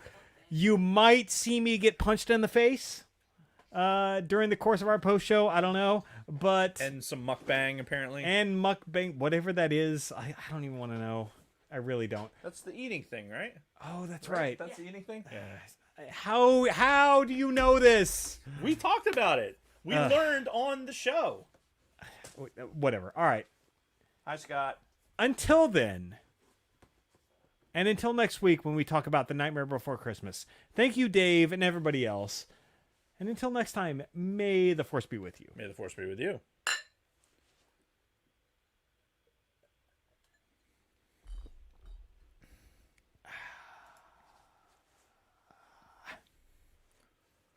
Okay, now what do I click? And we are off. Hey! Guys, What's going on? I brought some brownies. They are both for Dave. No, I got you something too. Oh, you got me something? Oh, great. did. Oh, good. I'm so happy. You get a special dessert. Episode He gets a special 220, 224. What you got? You get pumpkin spice cup of noodles. Dave, eat the brownies. Yay! With no spoon, either. I know, just nothing. Yeah, no. She literally made me. Hold on, let me see if I can see this on the YouTube. Cup of noodles, pumpkin spice. She literally put whipped cream on the top. It says for a special treat. I am not going to eat this. I am not going to touch that. That sounds so disgusting. Oh my God, While Virgil. I watch Dave eat I did brownies. not make those. I saw them when I was out, and I'm like, I have to. And they're like the best brownie I've ever eaten. Better than anything I make. Episode 224 raw. More for me than. Can I have a piece of a brownie? Oh, that's vile. That's disgusting. Oh, it's noodles. Oh my god, the pumpkin spice noodles with the fucking whipped cream topping isn't good? It smells good, but it's noodles.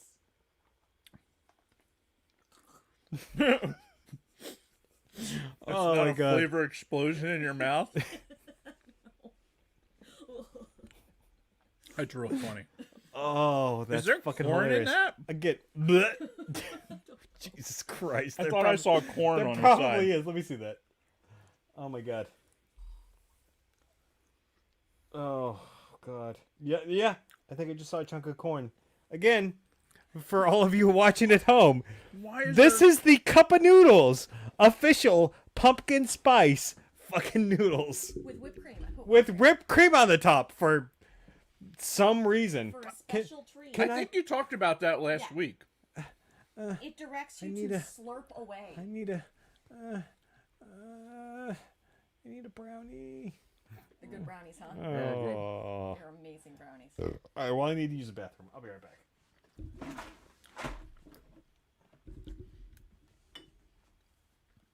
You're in control of the brownie. I'm not giving anything. Looks so good. Oh, are those chocolate chips? Yeah. Yep. There's frosting. Oh my god, there's fudge. frosting on the top too. Oh. What the fuck? Is it raining? No. Just now, yes. As soon as he went outside. Perfect.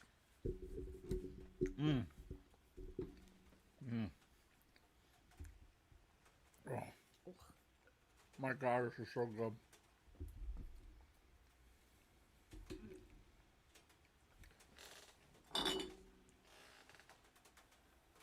Why? It It smells so good, but it's noodles. You know what it smells like? It smells like AC Moore. You know how when you go into AC Moore, it's exactly what it smells like. And it's like a food smell, but you know it's not food. Yeah. Well, I mean, it's ramen. Yeah. Like, this cup of noodles is not real food. That's hangover food or food that you eat when you're stuck in the airplane for like 3 days. This is delicious, by the way. You think he's going all the way inside? Is there brownies inside? No, This is it? those are it. Yeah. Did you go inside? No, I pissed outside. Come on. Yeah, that was a stupid question. Pouring rain outside. I'm still gonna pee outside. What do I look like? Is it raining? Oh yeah. I'm going to enjoy this brownie longer then. So, you gonna eat that other brownie, or what you I gonna mean, do she with brought that? a bag, so I'm assuming I'm going to take it with me. Oh, sad face. Hey, Hi. did you watch the show? Some of it. Okay, cool. Dragon Buddy, you're right. What do you say? Anything that's craft store scented should be edible, or shouldn't be edible. Should or should not? Should not. That's what that He smells said like. should. He doesn't think anything craft store scented should be edible. Okay. Because I said that's what it smells like. AC Moore. Like when you walk into AC Moore. And they got those scented candles and everything. But like that's the thing. You like want to grab one of overwhelming. those candles and like take a fucking bite.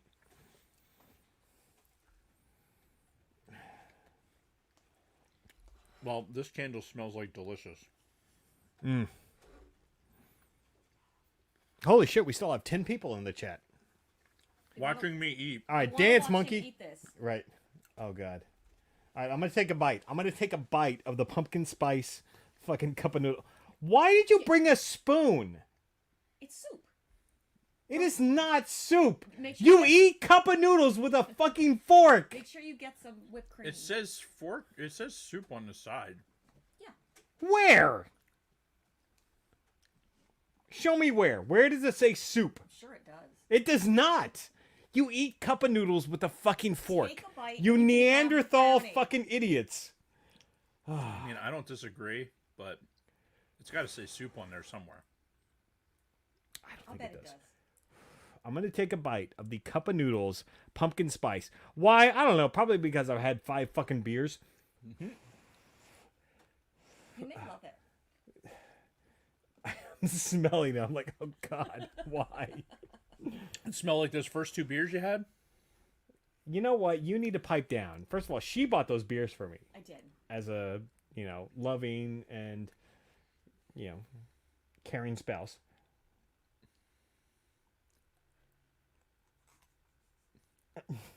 Sadly, nobody can see this because your microphone's in the way. But that face you're making is fucking awesome. Oh god, why? No.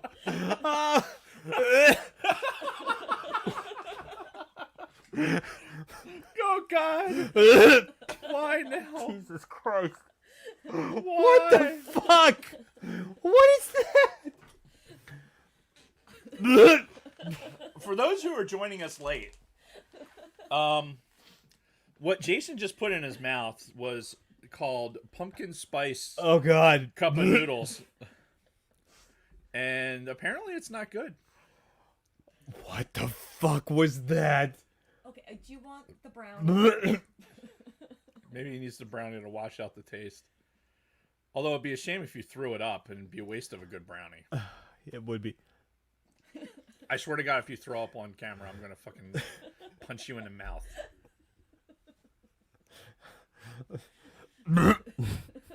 I will punch you in the mouth. I will commit I will assault you. You've already Live. threatened me with a knife on air. Like, No, how no, no. bad could it this be? This will be simple battery. It will, and it will happen on camera. Oh god, that's fucking disgusting. Why, God?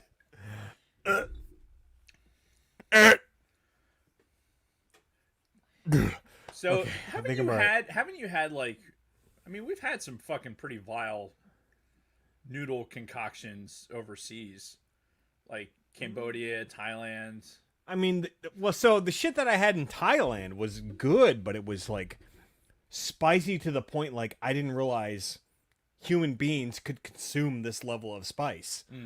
But it wasn't bad. It wasn't fucking disgusting like this fucking hand of Satan himself. Ugh. Oh god. Yeah, this is facts. So Lunar Girl brings up a good point. Dave and throw up do not mix. Dave is not a... This is fucking disgusting. Oh my god, I can't wash this shit down. I am not necessarily a sympathy puker, but I can tell you, I can count on one hand how many times I've thrown up in the past 10 years. Really? Yeah. I don't throw up. Even when I should, I don't do it. I fucking hate it. You're like my mom. She's the same way. I won't do it. I don't care. And if I see somebody do it, there better be a goddamn good reason. That's fucking crazy. Move the mic down. Move the mic down. Everyone's missing this. There you go. There we go. We want to be able to put this on a loop. Lunar Girl, can we loop this and then have it on Instagram? Like somebody screenshot this. Ugh. Fucking disgusting. Brought to you by Cup of noodles. Pumpkin spice. pumpkin spice flavor with other natural flavors. Ramen noodles and sauce. This is a limited edition. Follow the directions. Cup of noodles. They called it sauce. They did call it sauce. For the sauciest pumpkin spice, follow the directions below. Microwave. Go for it. Remove lid. Add room temperature water. Cook it. Place in microwave. Slurp away. Slurp. And he did. For an even more satisfying pumpkin spice experience, That's what he did, Kat. Yeah. try heaping. Oh, wait. No, it just says topping. Try topping with whipped cream after microwaving. What? Unless it's a piece of pumpkin pie, you should not be putting any whipped cream on anything warm. No, get it away. Get it away from me. You can have the brownie if you want. Oh, After please. going through all that, for the you love can of God, please. You can have the brownie. Give me the brownie. You've earned the brownie. Oh, God. I swear to God, if you throw it up, though, I'm going to hurt you. My God. Yeah. It's awesome. It weighs like fucking 10 pounds. Oh, yeah. Think of the amount of shit that you're going to produce from this brownie. Oh, wow. It's better than that. It'll be so much shitting. Oh, that's good. It really See, is. this is the quality after show content that people want to see. Oh, my God. Jason about to vom, courtesy of fucking pumpkin spice noodles. What the fuck was I thinking? 5 beers. Yeah. Yeah, you caveated with the appropriate comment. It's 5 beers. It wasn't enough. It wasn't enough. There's no fucking way. It There's needed no to be- way. There's no way that would be going in my face. No way. Why Kathy would says hi. Hi. why the fuck would they do that? I don't, dude. Well, they Seriously. got our money. Are you fucking kidding me? What, they got your 15 cents? I mean, that's It's like a fucking meme. This is like a food meme at this point. They're like, you know what? We're going to produce this because we know fucking 5 million idiots are going to buy this just for the fucking lulz. Right? You just ate it. Right, exactly. And I'm sure 5 million other fucking idiots did the same thing over the last month. send us money, Cup of Noodles, because we're fucking free advertising right Jesus here Christ. for your product. The limited edition Cup Noodles. It doesn't even say Cup O. It's just Cup Noodles. Like, fuck the O. We're too busy making pumpkins on this thing. Oh, Jesus Christ. Pumpkin spice flavor with other natural flavors. Natural. There's Yeah, a I'm sure. Next to a cinnamon stick. Yep. Smelled cinnamon. Ramen noodles in sauce. This brownie is fucking incredible, by the way. Yeah. Oh, That was holy no shit. I know. I already ate one. So this was a mix? I didn't make it. I bought it. I went to the kibitz room, the as a deli, to get Rob something for lunch. So these were already pre-made and Yeah, already like and they were- done and. You know, in the dessert case, and you know. Dude, this like Nine? it's so heavy. Dude, this has this cup of pumpkin spice flavor ramen noodles. 960 milligrams of sodium. Jesus Christ. 900. Like, I don't even know how this container is only one pack is 78 So grams. 99.5% sodium. 96 milligrams. That's a lot of calories, too. Uh-oh. Uh-oh. Oh boy. If we lose signal, it's because our power is flickering right now.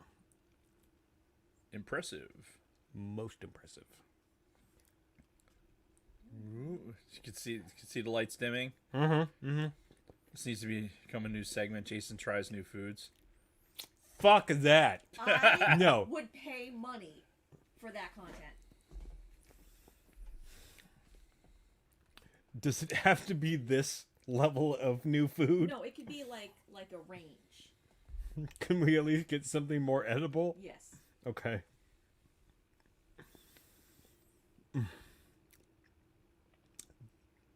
No. That was bad. Yes. Everything about this was going to be bad. Yeah. Hence Yeah. why you deserve to eat it. I don't know why I ate it. What the fuck was I thinking? I was gonna tell you that if you ate some, you can have a brownie, and I opened my mouth to say that, and you're all like, "Give it to me." So Like, all right. Maybe that's After she tasted it and said, "Oh, that's vile," Yeah. that should have been your indication to go like, "Wow, okay, I shouldn't eat I that. should not eat that." And I ate that. Yep. That's my penance. That's my penance for my comments earlier today about fantasy football and whatnot. So we're even, right? Everything's good, right? I you ate the. finish the cup. You'd be better off. Heavy. You'd be better off fucking Yeah, stepping out in traffic. I'll take the 20 kick in the balls. Here, can I scroll up to the part where I said, "This is not." Hang on, where is it? What'd you say? I posted in there that this is not the views of. The views and opinions of Yes. Dave Martin. There you go. Yes. I should have this on like loop. Anytime I talk. Yeah. I mean, I say some outlandish shit, but I know when to not incriminate myself. Are we still on the air? We Hello? are. Is this thing on? Yeah, it is. Oh my god, this brownie is so fucking good. Yeah. Jesus Christ. My mom tried calling her. Tried calling. She tried calling me? No. Kathy loved my fart in church comment, so thank you, Kathy. When was that? When did you make that comment? It was earlier. Yeah. I didn't know she was in the chat. Must have been when I was not. Well, she was driving, Oh. so she probably was listening. That's entirely up to you. Well, I wouldn't What? try and call my mom Oh. back, but that's entirely up to her. Bronco Fett has farted in church many times. That's fair. That's fair. It's funny. I was thinking of him and his brother today because my new chief of training is a BYU fan. Oh. Right. He went to BYU, and so he was talking about how like Zach Wilson apparently went to BYU, so he's like been a Zach Wilson fan and watching them lose. You know, he was kind of a little bit hurt. Which, by the way, Minshew Mania, man, I'm all about fucking Uncle Rico. Like I know they're gonna put Hurts back in on fucking in a couple weeks, and it's gonna kill me. But the dude had like the highest quarterback rating in like I don't know forever in a game. Maybe, And I know it's against- maybe you just go with it, man. Like, really, what are you gonna lose? How much are you paying fucking Hurts? Is it a lot? He's on a rookie contract. Yeah. I mean he's getting whatever draft pick we got. And so he's making some money, but he's a young quarterback and I think we should go with him, but it's not going to happen. They need to fail with this guy before they do anything about it. But Minshew's good. Anyway, so we're talking about it, and I just was remarking at saying how we have these Boise State fans that, again, they're basically, it's these comments, right? with FBYU, and they're like, yeah, we just don't like each other. And it's just, I think it's funny because it's all, they're kind of coming from there's a common thread there. Yeah. And for such good-natured people, it's just funny to see so much hate for each other. Right. These good Mormons hating on these other, like, good Mormons. Yeah, it's just really funny. It's like, fuck that guy. Like, whoa, okay. Yeah, it's because he was railing on Utah, which I would imagine the enemy of my enemy is my friend, right, or whatever, depending on this scenario. So anyway, it's just really funny as an outsider looking at it. It's like, okay, that's really funny.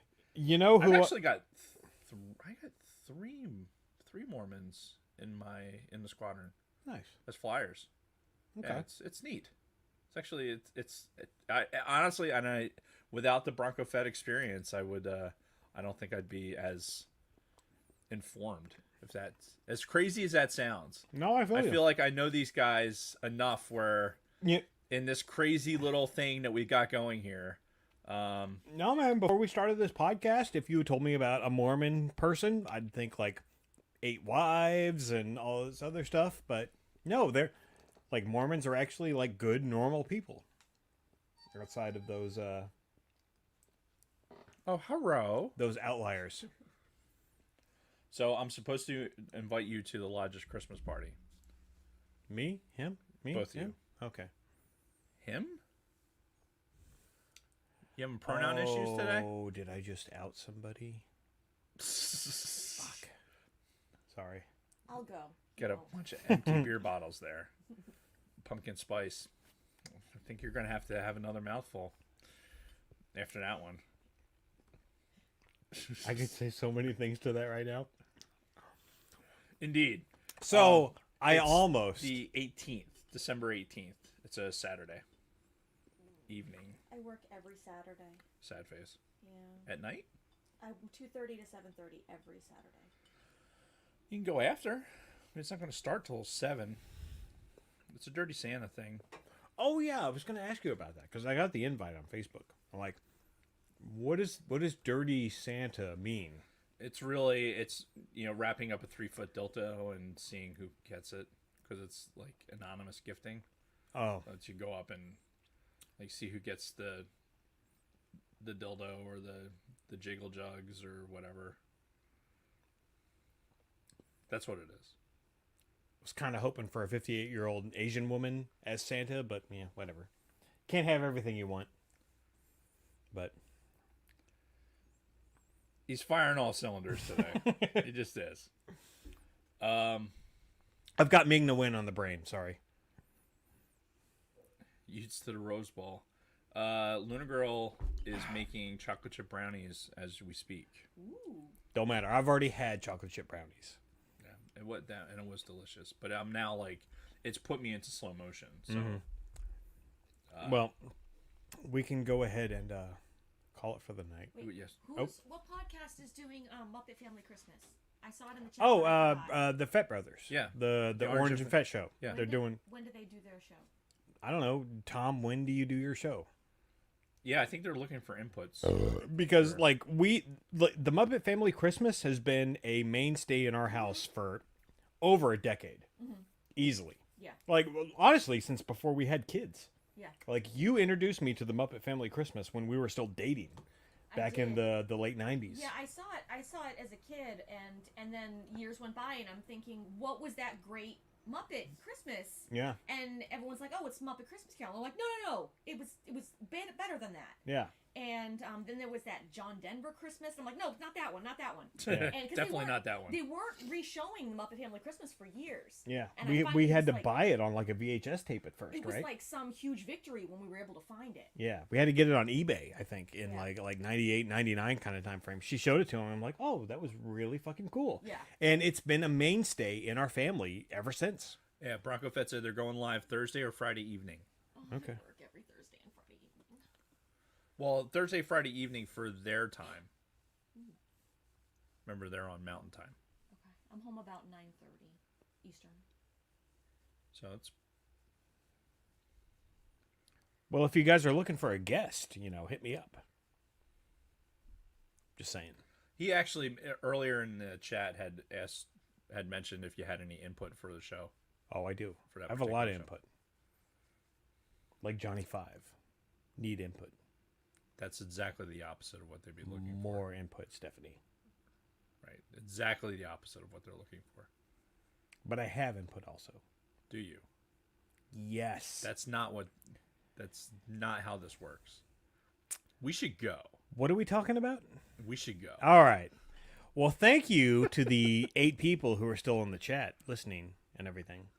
Watching Jason literally choke down a spoonful of it was pumpkin gross. spice cup noodles. Fucking disgusting. But Brought to you by But the brownies that What? followed were incredible. brownies were delicioso. So, all right. Well, we will see you guys next week when we talk about The Nightmare Before Christmas that yours truly has never seen. Yep, it's going to be great. Yeah. Good Christmas warm-up show. Yeah. Yeah, Before for sure. Before we do Howard the Duck. For some reason. I still don't know how you talk me into that shit. It's such a terrible movie. You say it like it's such a bad... First of all, you pipe down. It's not a good movie. We'll How have dare words. you? We'll have words. How fucking dare you? We will have words. We're going to go for Pumpkin now. spice. We're going We're gonna go, but we will see you all next week. Thank you for sticking around.